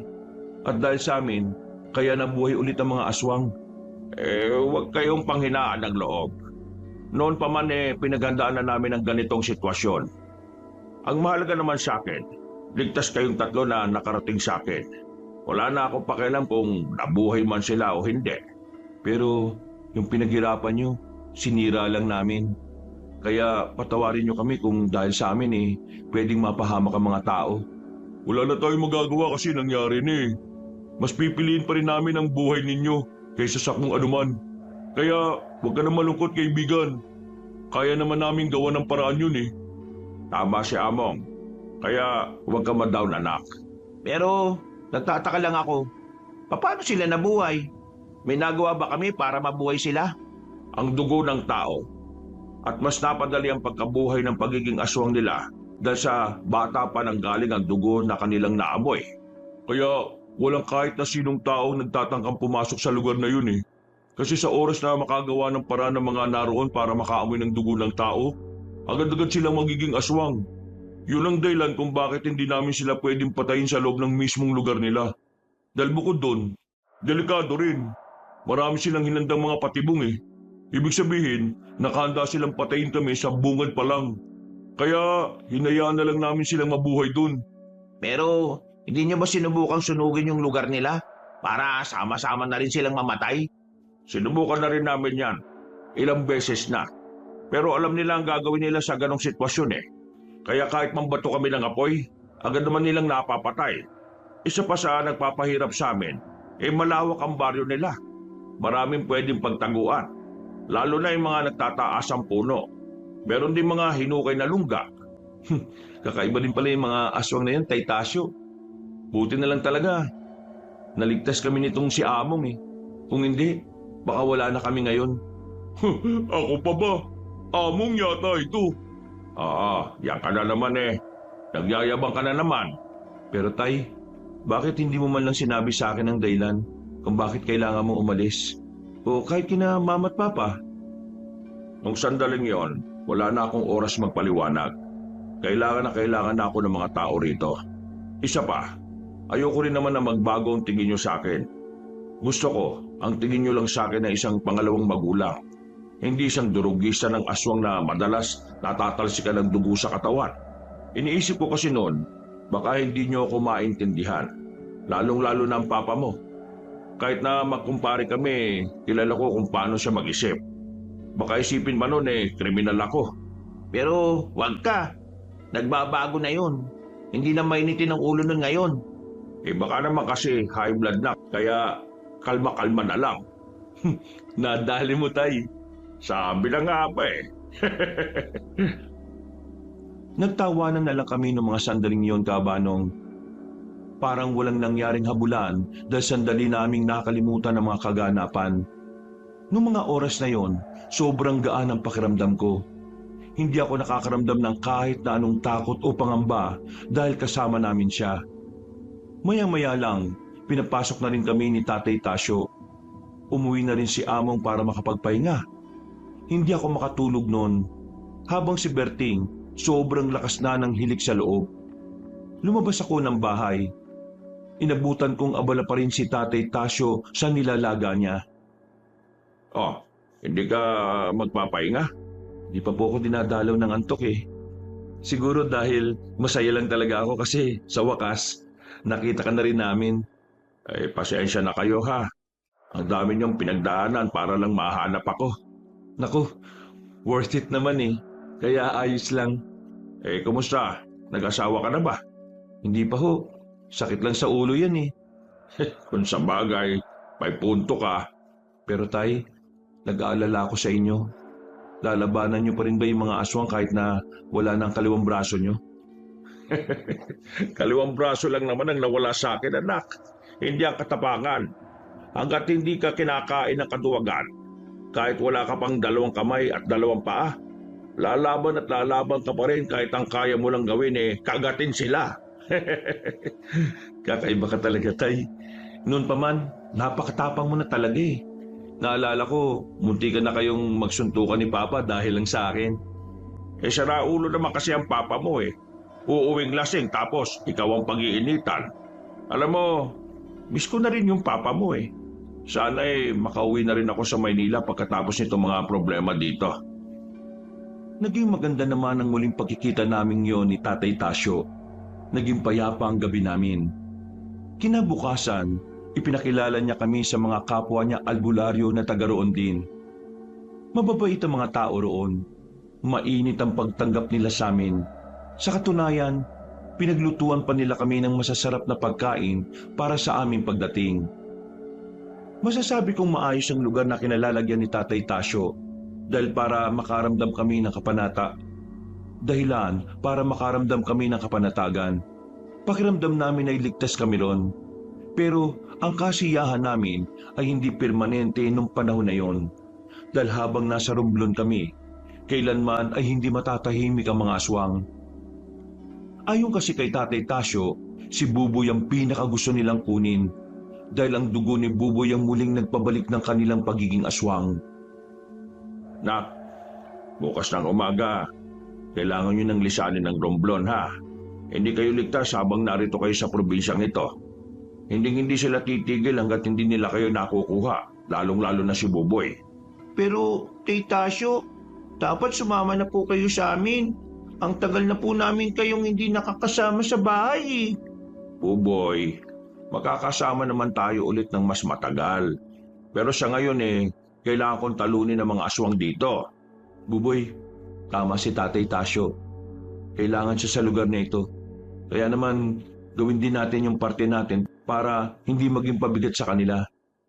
Tay, bukas na bukas, maaga kaming aalis. Pero ipangako mo sa amin makakauwi ka ng buhay sa atin. Sige, pinapangako ko yan. Napangiti na lang ako sa sinabi niyang yon. Alam ko kasing tuto pa rin niya kapag sinabi niya. Mga dagong 8:00 na ng gabi, pumunta sa bahay ni Tatay Tasyo si Among. Meron siyang mga daladalang balde. Mang Tasyo! Mang Tasyo! Hoy, bakit ka masigaw na sigaw dyan? Gabi na. Pwede ko bang isama si Donnie? Manghuhuli lang ako ng isda sa ilog. Ang sabi ni Kabentong, marami daw isda ngayon kasi yung mga nasa dagat, naligaw sa ilog Alam mo naman na gabi na bakit ngayon ka pa nagyayaya? Mang Tasyo, sabi kasi nila, gabi daw mas madaling hulihin ng mga isda. Ano pre, sama ka? Hindi naman ba malayo yan? Hindi naman. Konting lakad lang naman At huwag kang mag-alala. Hindi naman nakakaabot ang mga aswang dito. Hindi nila alam ang lugar na ito Hindi dapat kayo maging kampante. Gawa mo nga. Ikaw ang mas nakakaalam kung anong abilidad ng mga aswang. May dala naman akong pangotra Kaya kung sakali man, hindi naman sila makakalapit sa amin. Sige na Mang Tasyo. Kailangan ko makarami ngayon Para bukas, maipadala ko na sa pamilya yan. Sayang din ang kita Nasama na lang din ako, Mang Tasyo, para kahit papano may magbabantay dito kay Donnie. Ano ko, bata? Ay sige, mag-iingat kayo. Umayos ka, Among ha. Kapag may nangyaring masama rito kay Donnie, malilintikan ka sa akin, siraulo ka. Aba, kung makapagsalita naman kayo, parang isa akong kriminal Ay sige na, umalis na kayo para makabalik na kayo kaagad. Dala mga balde, umalis na rin kaming 3. Nagkukwentuhan pa kami habang naglalakad. Sa mga sandaling yon, magaan lang ang pakiramdam ko. Siguro dahil alam ko naman na kaya kaming protektahan ni Among sakaling mapalaban na naman kami. Ganun talaga yung si Mang Tasyo, mapag-alala. Pero napakabait talaga nun no? Oo, mabait na tao talaga yon. Kung hindi, hindi siguro kami mapapamahal sa kanya, no? Teka nga, matanong ko lang naman. Ikaw, Among, wala ka bang pamilya? Wala. Walaboy-laboy lang ako sa bayan nung makita ko ni Mang Tasyo 5 taon na nakakaraan. Nakitaan niya ako ng potensyal, kaya sinama niya ako. At ngayon, ako na palagi kasama niya sa mga lakad niya. Mabuti naman at napunta ka sa magandang kamay no? Donnie, kapag natapos na itong problema natin, iuwi mo na sa Maynila si Mang Tasyo. Kailangan naman niya makapagpahinga. Masyado na siyang konsumido rito sa probinsyang to Kahit kasi nung nakakulong pa ang mga aswang sa San Rafael, lagi siyang nababahala at problemado kung papaano papaslangin ng mga yun. Ganun ba talaga siya kabangis? Mabangis sila sa mabangis. Sa katunayan, hanggang ngayon, hindi pa rin namin alam kung paano namin sila tatalunin Lalo na yung mag-asawang aswang, si Demetrio at Loresco. Masyado silang mabibilis Mahirap silang tamaan. Hindi rin basta-basta ang mga kilos nila. Sanay na sila. Wala bang mas mabisang paraan? Ang sabi ni Mang Tasyo, meron naman. Pero delikado daw. Paanong delikado? Yun ang hindi na niya sinabi sa akin. Parang siya lang naman kasi nakakaalam kaya wala rin ako mapagtanungan kung ano yun eh. Matapos ang usapan namin na yon, ay namayani na ang katahimikan. Mga kuliglig at yabag ng paa na lang namin ang maririnig. Ilang minuto lang, nakarating na rin kami ng ilog. Hindi naman pala yun sobrang layo. Hindi na nga rin namin napansin na naroon na pala kami. Inilapag namin ang malaking lampara sa gilid at ang mga balde. Inihanda na rin namin ang pamingwit na aming dala. Nang pumwesto na kami, marami agad kaming nahuli. Pero hindi pa namin napupuno ang pangalawang balde. May naramdaman na kagad si Among. Napatigil siya at agad kaming sinabihan na magtago sa likuran ng bato. Bakit? Ano nangyayari? May nararamdaman ka ba? Mabigat na presensya. May mga paparating. Huwag kayong mag-iingay kahit na ano mangyari. Pinakiramdaman na muna namin ang paligid. Kinuha namin kaagad ang lampara para patayin. Maya-maya lang, meron ng grupo ng kalalakihan ang lumabas mula sa halamanan. Nung una, akala ko mga mangingisda lang din sila. Pero sabi ni Among, mga aswang ang mga yon. Nabahala kami dahil malapit na sila sa baryo nila Tatay Tasyo. Kailangan natin makabalik sa baryo. Kailangan malaman to nila Mang Tasyo. Lulusob na ba sila sa baryo nyo? Yun ang nakikita kong mangyayari ngayon base sa presensya nila rito. Wala naman kasing napapatpad na aswang dito sa amin Tara na, huwag na tayo magsayang ng oras. Hinintay namin kaunti na makalis sa mga aswang. Nang masiguro naming wala na nga sila, dali-dali na kaming umalis. Hinayaan na muna namin ang mga nahuli naming isda. Karipas kami ng takbo. Ilang sandali lang, nakarating na rin kami. Sakto naman na inabutan namin si Tatay Tasyo na kausap ang iba pa nilang mga kasama. Akala ko ba manghuhuli kayo? Nasaan ang mga isda? Mang Tasyo, ang mga aswang, papunta na rito. Nakita namin sila sa ilog na mismong pinaghulihan namin ng isda. Anak ng teteng, nakita ba nila kayo? Hindi nila kami nakita. Mababang uri ng aswang lang sila Pero tingin ko, sa ibang direksyon meron ibang mga aswang. Baka kasama na rin nila yung mag-asawa ngayon. Tingin ko, natanda na nila yung amoy nyo. Kaya nila kayo natuntun dito. Kahit na kailan, malalakas talaga ang pang-amoy ng mga uri nila. Among, ikaw na munang bahala rito kina Donnie Ihahanda ko ang mga kasama natin. Tay, sigurado ka bang magiging ayos ka lang? Kagaya na sinabi ko anak, kaliwang braso lang ang nawala sa akin, hindi ang katapangan. Kaya huwag mo kong intindihin Ang isipin mo, kayo, si Buboy, kahit na ano mangyari, huwag na huwag kayo magpapahuli Ako bahala sa kanila, Mang Tasyo. Kahit magkapatayan pa, hindi ko sila pababayaan. O sige na, dalhin mo na sila sa kung saan nararapat. Halika kayo, sumunod kayo sa akin, bilis! Kinuha ko kagad si Buboy sa loob ng bahay at sumunod kami kay Among. Dinala niya kami sa isang bahay na yari sa bato. Sa lahat ng bahay na naroon, ayun lang ang sementado. Sinarado namin ang lahat ng bintana. Binarahan din namin ang lamesa ang harapan ng pintuan. Kuya, natatakot ako. Paano si Tatay Tasyo? Baka mapahamak siya. Huwag ka mag-alala. Sobrang galing ni Tatay Tasyo kaya kakayanin niyang labanan ng mga aswang na yun. Oo, tama kuya mo. Biyasa na yun. Kahit ilang aswang pa ang kalabanin niya, walang problema kay Tatay Tasyo yun. Binigyan kami ni Among ng tig-isang itak ni Berting. Tahimik lang kaming nasa loob. Nakikiramdam. Naghihintay kung ano ang susunod na mga mangyayari.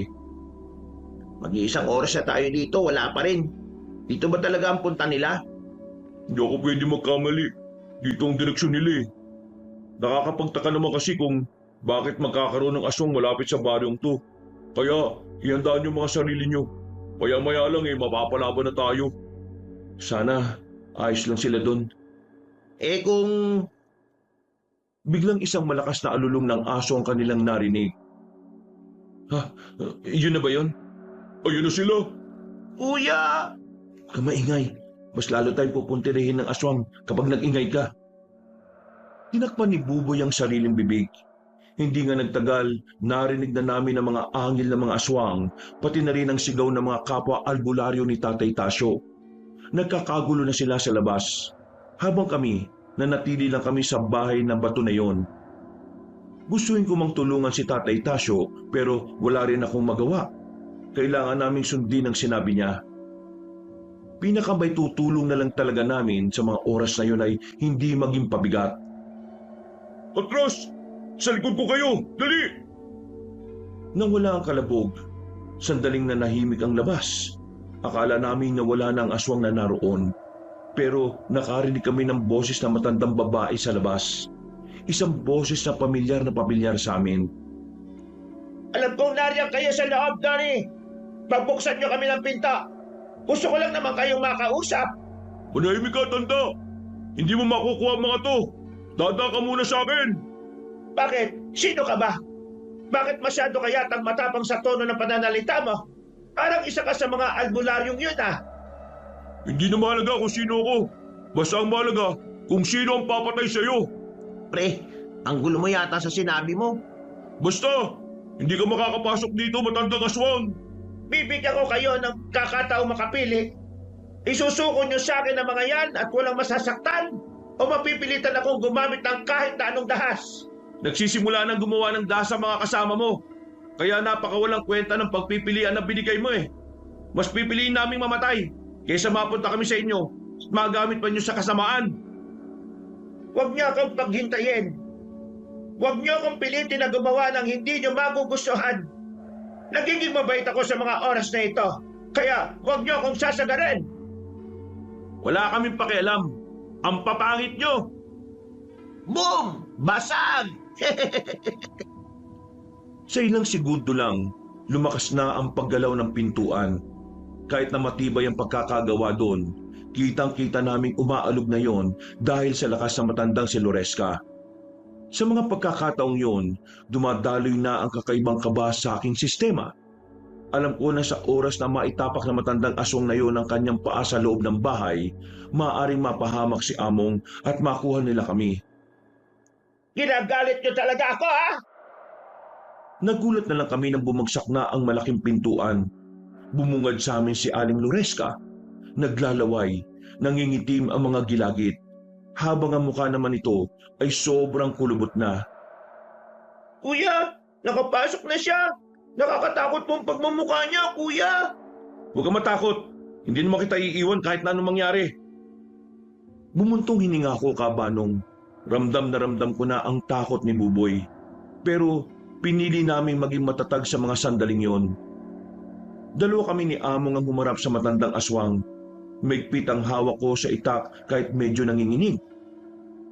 Akala mo natatakot kami sa'yo? Hindi! Lalabanan ka namin, visit ka! Huwag niyo akong subukan. Handa ka na ba, Donnie? Kanina pa ako handang-handa. Sabay kaming lumapit kay Aling Loresca.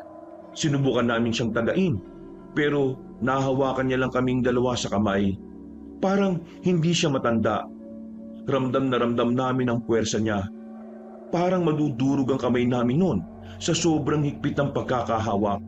Kaya naman nakaisip ako ng paraan. Sinipa ko siya sa pagitan ng hita niya. Nang mabitiwan niya kami, saka namin siya sabay na tinaga. Nakailag siya kaya nadaplisan lang namin siya sa bandang tagiliran. Pero hindi yun naging sapat para pabagalin siya. Sa halip, mas lalo siyang nabwisit sa amin. Masyado na kayong makulit. Mabilis na nakalapit sa amin si Aling Loresca. Una niyang binalibag si Among. Parang papel lang siya na tumama sa pader. Nang mapatingin na sa akin si Aling Loresca, hinanda ko na ang sarili ko. Paglapit niya, tinangka ko ulit siyang tagain, pero nakailag siya. Binuhat niya ako at binalibag din sa lamesa. Napatingin na siya kay Berting at Buboy. Alam kong yun na ang susunod niyang punteriya. Kaya ang ginawa ko, pinilit kong makabangon at agad na hinawakan ko siya sa binti. Hindi mo madatampian kahit ang daliri ng kapatid ko. Visit ka! Tanggalin mo ang madumi mong kamay sa binti ko! Marumi pala ha! Etong marumi! Nakita na lang namin na nakalapit na pala si Among. Meron tong hawak-hawak na arinola. Sinaboy niya ang laman nito sa mukha ni Aling Loresca. Kahit kami nabahuan sa amoy. Habang wala pa sa wisyo ang matandang yon, sinipa ni Among para mapalabas niya. Umalis na tayo rito, bilis! Binuksan na namin ang bintana sa likuran ng bahay. Dumaan kami roon para makalabas. Pagtingin namin sa daan, nagkakasagupaan pa rin ang mga albularyo at aswang. Kaya naman mas pinili naming dumaan sa mga eskinita. Nakita namin hinahanap na rin kami ni Aling Loresca. Gigil na gigil siya. Habang kami nagtago na lang muna sa isang silong. Dito na muna tayo. Delikado kung pag-alagala tayo. Baka mapansin tayo ng ibang aswang eh. Hindi na rin tayo pwedeng manatili sa bahay na yon. Ang hirap kumilos, lalo na't malakas na aswang ang kalaban natin. Ay, naku, sakit ng likod ko. Litik na matandang yun ah. Pero tingin ko, kayang-kaya naman natin siya eh. Kailangan lang natin maging matalino. Gusto ko ang pagiging positibo mo, Donnie. Maganda yan. Sinuyod namin ng tingin ang buong paligid. Napansin namin na nakakalamang na ang mga albularyo sa labanan. Pero hindi naman namin makita si Tatay Tasyo. Makalipas ang halos 5 minuto, napagpasya na rin namin na umalis doon. Marahan kaming tumawid papunta sa kabilang bahay. Sumunod kayo sa akin. Lisanin na natin ang lugar na ito. Saan naman tayo pupunta?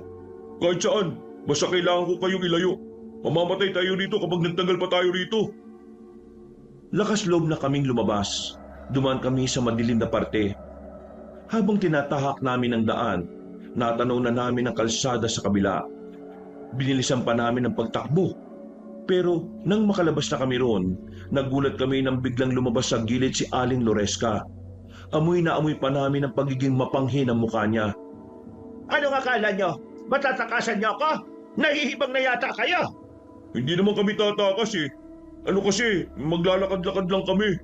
Tapos bigla ka lumitaw. Nawalan na kami ng gana. Ang panghi mo kasi. Pre, pangit na ideya yata na asarin pa yung matandang yan. Gusto mo makuha ang kapatid ko? Patayin mo muna kami. Ay nako, pangit din na ideya yung pag-aamon, sir. Berting, lumayo kayo ng kaunti. Bibigyan lang namin ng leksyon tong matandang to. Maglayo ng dalawa, mabilis naman naming nilapitan si Aling Loresca. Kinalmot niya kami. Nakailag kami kaya daplis lang ang tinamo namin sa braso. Pero kahit na papano, sobrang hapdi ng naramdaman ko. Habang si Among naman ay parang natural lang sa kanya ang ganoong sugat. Sanay na siya. Habang ako, dumadaing. Pero hindi ako nagpakita ng kahinaan. Sinubukan kong umatake. Pero sa kasamaang palad, tumilapon lang ako. Ako ngayon ang harapin mo, tandang panghi! Tinaga ni Among si Aling Loresca, pero hindi na talaga yun tumatalab. Hindi tumatama. Hinawakan lang siya sa liig at saka binalibag sa gilid. Tingin ko, eto na ang time ko. Sige, lapit! Nang makatikim ka ng masasarap na kaltok. Makukuha ka rin naming bata ka. Sa wakas, makakatikim na rin kami ng masarap na duga. Ayoko sa'yo. Ang pangit mo. Panakampwit. Ano ka ba? Kamukha mo yung pit na kaklase ko eh. Kulubot. Ayoko sa'yo. Buboy, huwag mo na asarin. Ako yung malilintikan eh. Yan ang gusto ko sa'yo, bata. Masyadong madaldal. Kalala, hindi kita sasaktan. Puputulin ko lang ang dila mo. Maglalapit na sana siya pero humarang si Berting. Kung makatindig si Berting ay parang meron itong ibubuga. Sige, subukan mo lumapit. Masasaktan ka talaga. Hindi na naituloy ni Berting ang sasabihin niya nang sipain siya ni Aling Loresca. Tumalsik siya sa gilid, nawalan pa ng malay. Marahang lumapit si Aling Loresca kay Buboy. Sinubukan ko namang makatayo pero masyado akong malayo. Hindi na ako aabot sakaling maabutan niya ang kapatid ko. Pero buti na lang biglang dumating si Tatay Tasyo. Parang hindi siya matanda kung tumakbo. Nilapitan niya si Aling Loresca. May dala-dala itong punyal kaya agad niyang naitarak yun sa hita na matanda. Ang kapal ng mukha mong tangkay na kunin ang bunso ko, ha? Anong ginawa mo sa akin? Boboy, gumilid ka na muna. Akong bahala sa isang ito. Talunin mo po yan, Tay. Ang pangit kasi niyan eh. Nakakairita. Kahit na kailan, epal ka talaga sa lahat ng plano namin mga aswang. Sinabi ko naman kasi sa inyo hanggat nabubuhay ako, kahit tanggalan niyo ako lahat ng parte ng katawan ko, hindi ako titigil na pigilan kayo sa mga masasama niyong gawain. Ang kaso, wala ka na magagawa, Tasyo. Kahit na matalo mo man ako, hindi niyo kakayanin si Demetrio. Ipakalakasan niya. Walang katulad, walang kapantay. Hindi pa siya kahit kailan natatalo ng kahit na sinong albularyo. Yan ang isipin mo! Wala akong pakialam kahit na ano pa siya. Basta, gagamitin ko lahat na makakaya ko para talunin kayo, mga salot kayo! Aray! Ano to? Visit ka, Tasyo! Mawawalan ka ng kontrol sa hita mong yan dahil sa laso na nakapaloob sa kundyal na yan. Unti-unti ka manghihina. Mamamanhid ang katawan mo. Pagkatapos, mamamatay ka na. Hep! Huwag mo nang tangkain na umatake. Mababagalin din yan ang paggalaw mo. Ha! Mapanlin lang ka! Pinaniwala mo kami na wala kang kayang gawin! Kanya-kanyang diskarte lang yan Malas mo lang. Mas matalino ako sa inyo. Hindi nagtagal, bumagsak na rin si Aling Loresca. Hindi na niya magalaw ang kanyang katawan. Nakatingin na lang ito sa amin. Dinukot na ni Tatay Tasyo ang mahaba niyang katana. Berting, takpan mo ang mata ni Boboy. Tinapos na ni Tatay Tasyo ang buhay na matandang aswang sa pamamagitan ng paghiwa sa leeg nito. Wala pang isang minuto, tuluyan na yung nalagutan ng hininga. Napabugan na lang ng hangin si Tatay Tasyo. Sinuri ko ang katawan niya. Nakahinga ako ng maluwag nang makitang wala siyang kahit na anong sugat. Ano, ayos lang ba kayo? Ayos lang. Ikaw, Donnie, ayos ka lang ba? Oo, ayos lang naman. Mga daplis lang naman ito. Ang bihirang aswang yan Napakahirap talunin kahit matanda na. Walang edad ang pagiging aswang. Ibig sabihin, kahit gaano sila katanda, mas malakas pa rin sila kung ikukumpara sa normal na tao.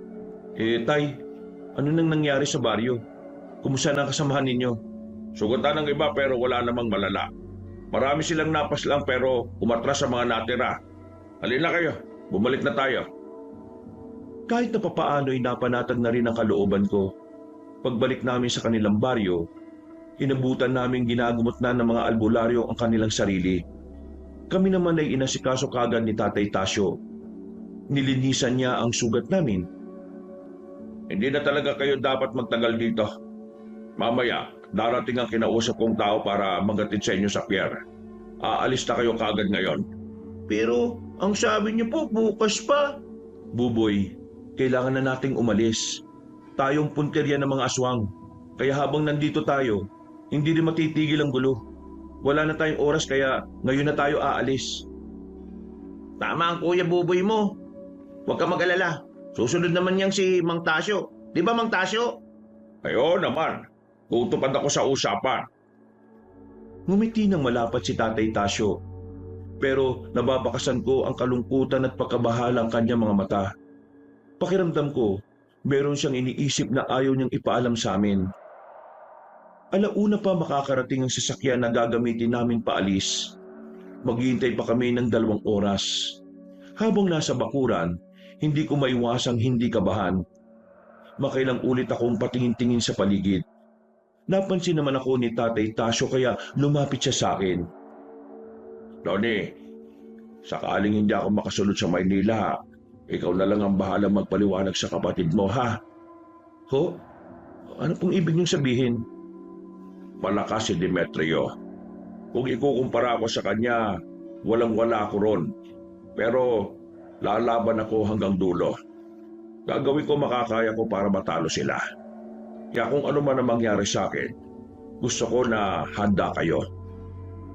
Tatay Tasyo naman Kung makapagsalita parang namamaalam na Hindi ako namamaalam.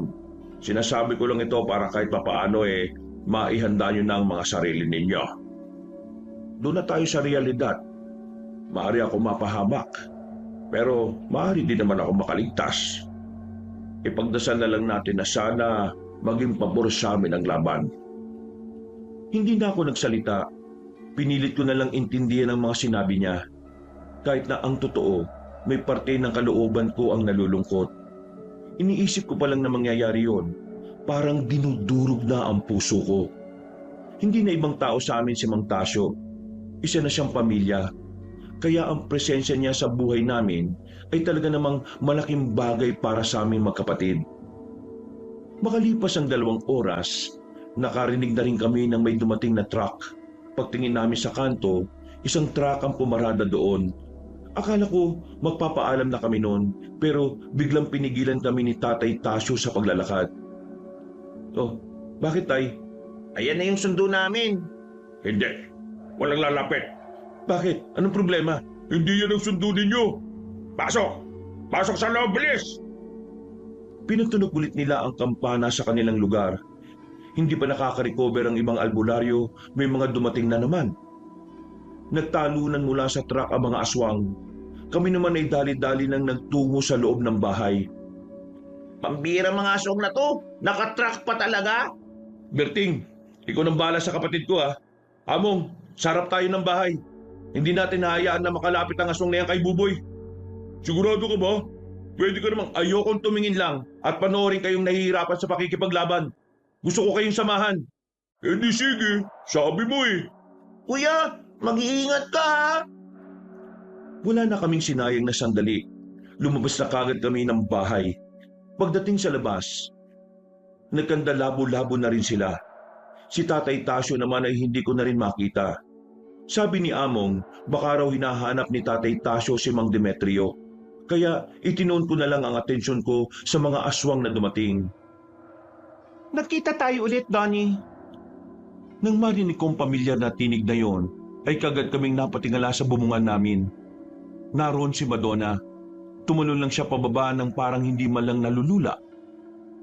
Sinasabi ko na nga ba kabilang ka rin sa mga impaktong aswang Mabuti naman at naintindihan mo na rin. Akala ko kasi kagwapuhan lang ang meron ka eh. Kahit papaano pala, nag-iisip ka rin. Kung inakala niyong makukuha niyong gusto niyo, nagkakamali ka. Kami mananalo ngayong gabi. Makagawa ng isang gaya mo na laking Maynila. Hoy, nakakalimutan mo na yata ang 2 kami rito. Ako ang kanang kamay ni Mang Tasyo. Eh wala naman akong pakialam sa'yo eh. Sino ka ba? Wala kang pakialam sa akin? O baka nagagwapuhan ka na sa akin? Maiintindihan ko kung hindi ka kagad naaamin. Wala akong panahon makipaglukuhan sa inyo ah. Kayong dalawa, papaslangin ko kayo. Kukunin ko ang bata. Gumapang na mabilis si Madonna. Lumundag siya papunta sa amin. Mabuti na lang at hindi niya kami tinamaan. Nagkatinginan kami ni Among, nagkasinyasan. Kaya sa sunod na paglapit ni Madonna, sinabayan namin siya. Tinamaan namin siya sa kamay. Dito na namin nalaman na hindi siya kasing lakas ni Aling Loresca. Nakachamba pa kayo ah. Tingnan natin. Umangil na naman siya ng malakas. Mas mabilis siyang gumapang kumpara nung una. Nadamba niya si Among, kaya hindi na ako nagsayang ng oras. Nilapitan ko kagad siya tinangkang tagain, pero nakailat kagad siya at pumunta sa gilid. Anong problema? Natakot ka na ba? Ako? Tatakot? Tatakot sa mahihinang nilalang na gaya nyo. Lalong-lalo ka na. Sa muli niyang paglapit sa amin, nakalmutan niya si Among. Medyo mahabang pagkakadali niya. Napatras si Among. Sa kamalas-malasan pa ay natumba dahil naapakan niya ang bote. Akmang tatatari na sana niya ng kalmot si Among, pero agad kong dinampot ang bato sa gilid. Pinukul ko kagad yon kay Madonna. Tinamaan naman siya sa ulo. At dahil sa ginawa ko, hindi na siya nakalapit kay Among. Mahilo siyang napasandal sa bakod. Nangyari? Bakit umiikot ang paningin ko? Katapusan mo na! Tumayo si Among. Ang kaso nga lang, biglang may dumating pang ibang aswang. Inatake noon si Among, pero nakailag naman siya. Pagtingin namin sa paligid, may 4 na agad na aswang na naroon. Ako na to, pre! Ha? Anong ikaw na? Pahinga ka muna. Tatapusin ko lang tong 4 na buwang. Gumilid na muna ako. Sinamantala ko na rin ang pagkakataong yon para ipahinga ang katawan ko. Sabay-sabay namang inatake ng mga aswang si Among. Napapailing na lang ako sa nakikita ko. Kayang-kaya niya kasing palaga ng 4. Pero ang hindi ko maintindihan, Kapag isa lang ang kalaban namin, palagi siyang tinatamaan. Inabot lang ng 3 minuto, napatay na niya kagad ang mga aswang na yon. At sa mga nakalipas na minuto, nakabalik na sa katinuan si Madonna. Handang-handa na siya ulit na labanan kami. Oh, nakapagpahinga ka na ha? Baka naman, bigyan mo na ako ng magandang laban. Manahimik ka.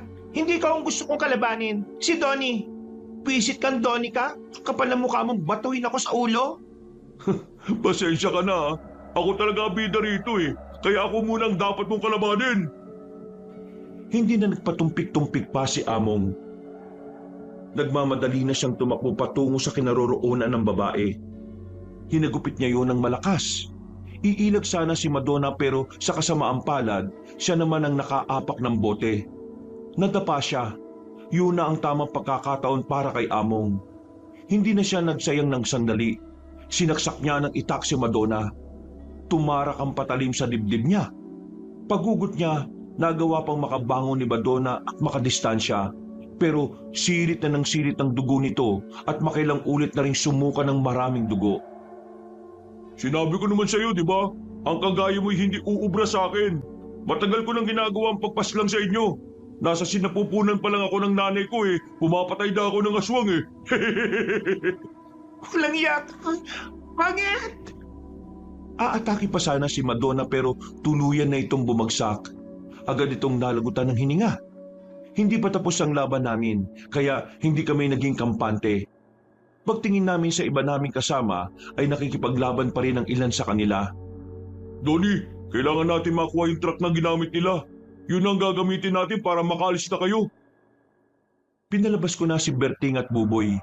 Habang abala ang lahat, naganap kami ng madadaanan papunta sa pinagparadahan ng truck.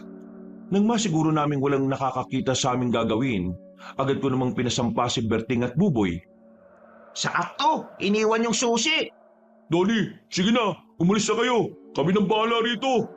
Hindi, sasama ako sa laban. Berting, ikaw nang bahala sa kanya. Lumayo na kayo rito. Yung pinakamalayo, mas maganda.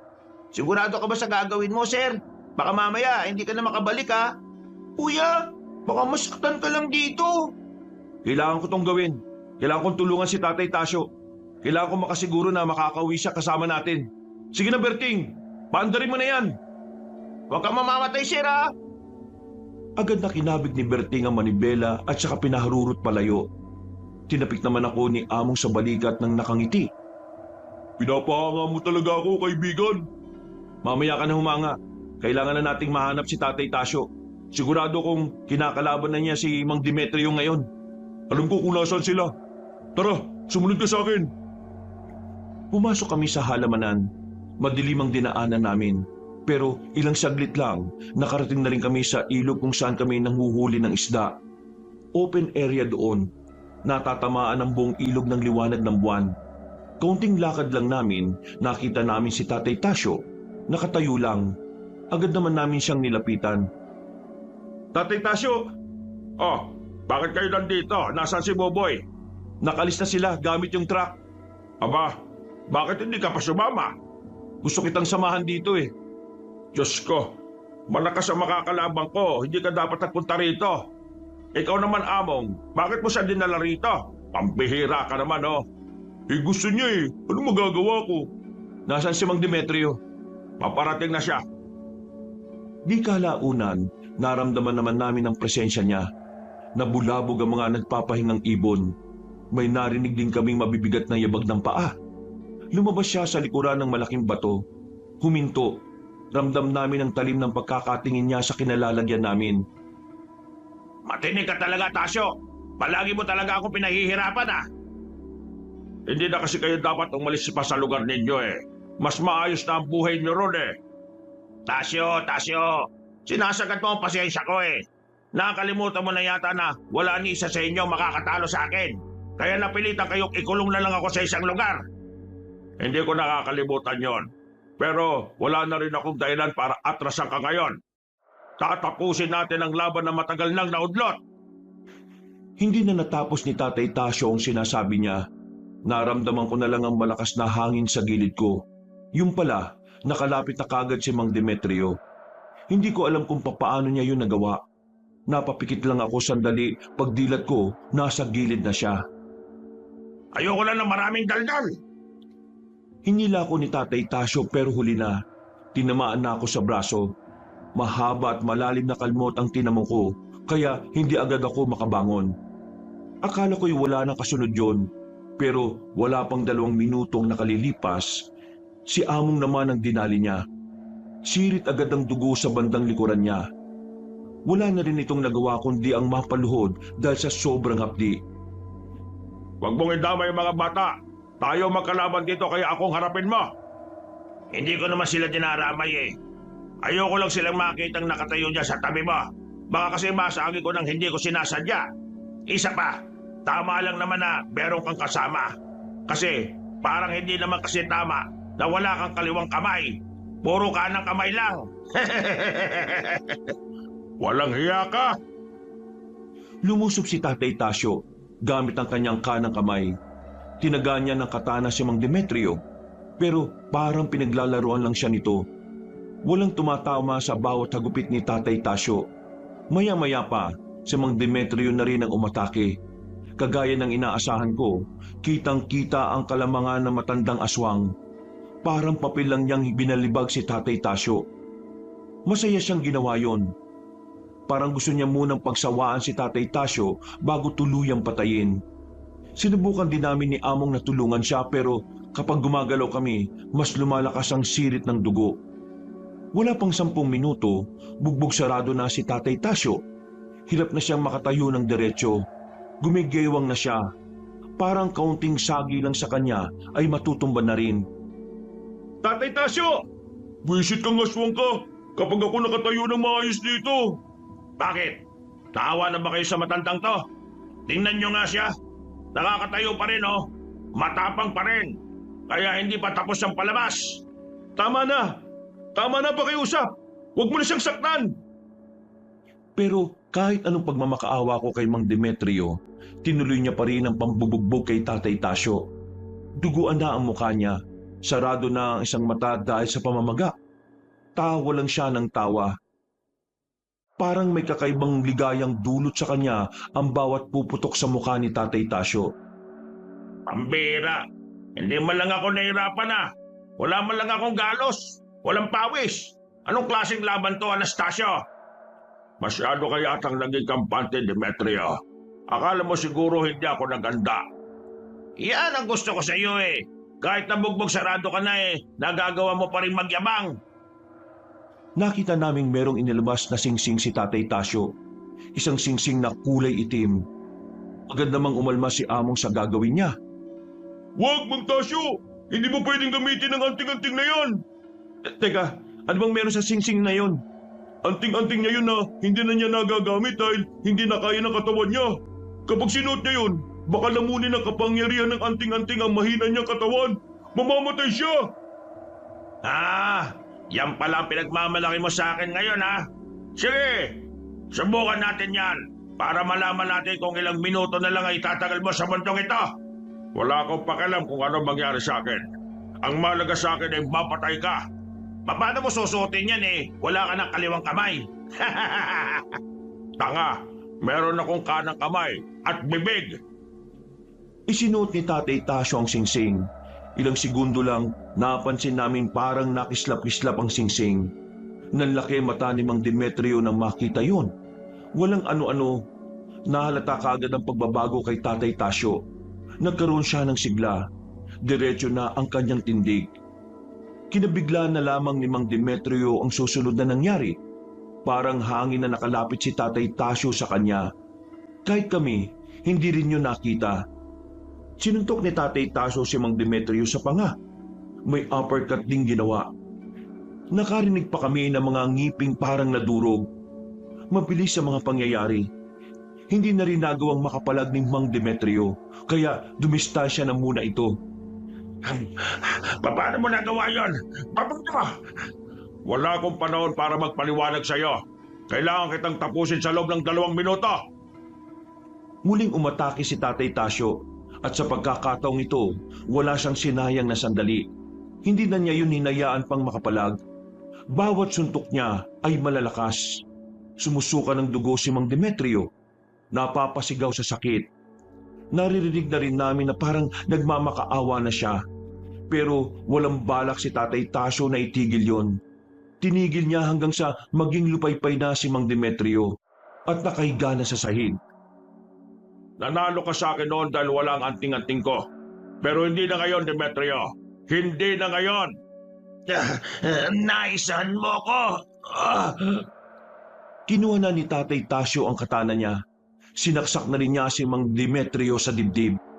Hindi nagtagal ay tuluyan na rin yung nalagutan ng hininga. Samantala, nagmamadali namang tinanggal ni Tatay Tasyo ang anting-anting. Bumagsak siya sa sobrang panghihina. Nagawa ko. Akala ko mawawala ka na eh. Ayos ka lang ba, Tay? Huwag niyo akong intindihin. Walang nangyaring masama sa akin. Tinanggal ko kagad ang singsing bago pa tuluyang ariin ang anting-anting ang katawan ko. Nanalo na tayo. Natalo na natin ang pinuno ng mga aswang. Napaiga na lang ako sa lupa nung mga sandaling yon, Kabanong. Kahit na sobrang kirot pa rin ang sugat ko, sobrang saya ko noon. Nung gabi ding yon ay natapos na rin ang labanan. Nanalo ang puwersa nila Tatay Tasyo. Marami ang nasugatan. May malubha, pero laking pasasalamat namin dahil walang nasawi sa amin. Isang linggo ang nakalipas na makarecover na si Tatay Tasyo, nagpaalam na rin siya sa mga kapwa niya albularyo. Isinama na namin siya papuntang Maynila. Sobrang saya namin ang kapatid ko noon dahil sa dami ng mga nangyari, may uuwi na rin namin ang tinuturing naming ama. Buti na lang naanapan natin tong van, no? Akala ko kinalkal na to sa daan eh. Sabik na ako makarating ng Maynila. Panigurado, mananaba ka ron. Ang daming masasarap na pagkain doon, Among. Hindi lang yun, magkakapera ka rin kasi hahanapan kita ng trabaho doon sa Maynila. Wow! Hindi naswang ang atupagin ko, no? Hindi na. Hindi na aswang ang iisipin natin. Ang iisipin na lang natin kung paano tayo makakapagsimula. Sabik na ako ng bagong buhay natin. E di, bibilisan ko na to. Baka naman mabangga tayo. Di tayo makarating sa Maynila, Kuya Berting. Nagtawanan na lang kami nung mga sandaling yon, Kabanong. Abot langit ang ngiti ko noon dahil sa wakas makakasama na namin si Tatay Tasyo. At sa pagkakataong yon, kami naman ang mag-aalaga sa kanya. Hanggang dito na lang po, Kabanong. Sana'y nagustuhan niyo ang aking kwentong handog ngayong araw. Maraming salamat sa lahat ng sumubaybay. Maraming salamat po. Mga kabangers, mga kayanggaw, si Kabanong po. Maraming salamat po sa pagsubaybay nyo ngayong araw na to sa video natin. Kung medyo nabitin po kayo, sana'y dalawin nyo rin po yung ibang channel natin, ang Pamela Clamil Channel. Nagnanarit po ako doon bilang si Lolo Pael at ako rin bilang Kabanong. At sana, dalawin nyo rin yung bagong channel natin, yung Kabanong version 2.0, kung saan meron pong mga music and effects na rin yon at moving images, kaya may mapapanood na po kayo habang nakikinig kayo ng magandang narration. At sana, huwag niyong kalimutang mag-subscribe para makasama kayo sa first 100,000 subscriber ng channel na yon. Ilalagay rin po namin sa pin comment ang mga link ng mga nasabing channel para madali nyo na lang mahanap ang mga channel na nabanggit. Hanggang sa susunod.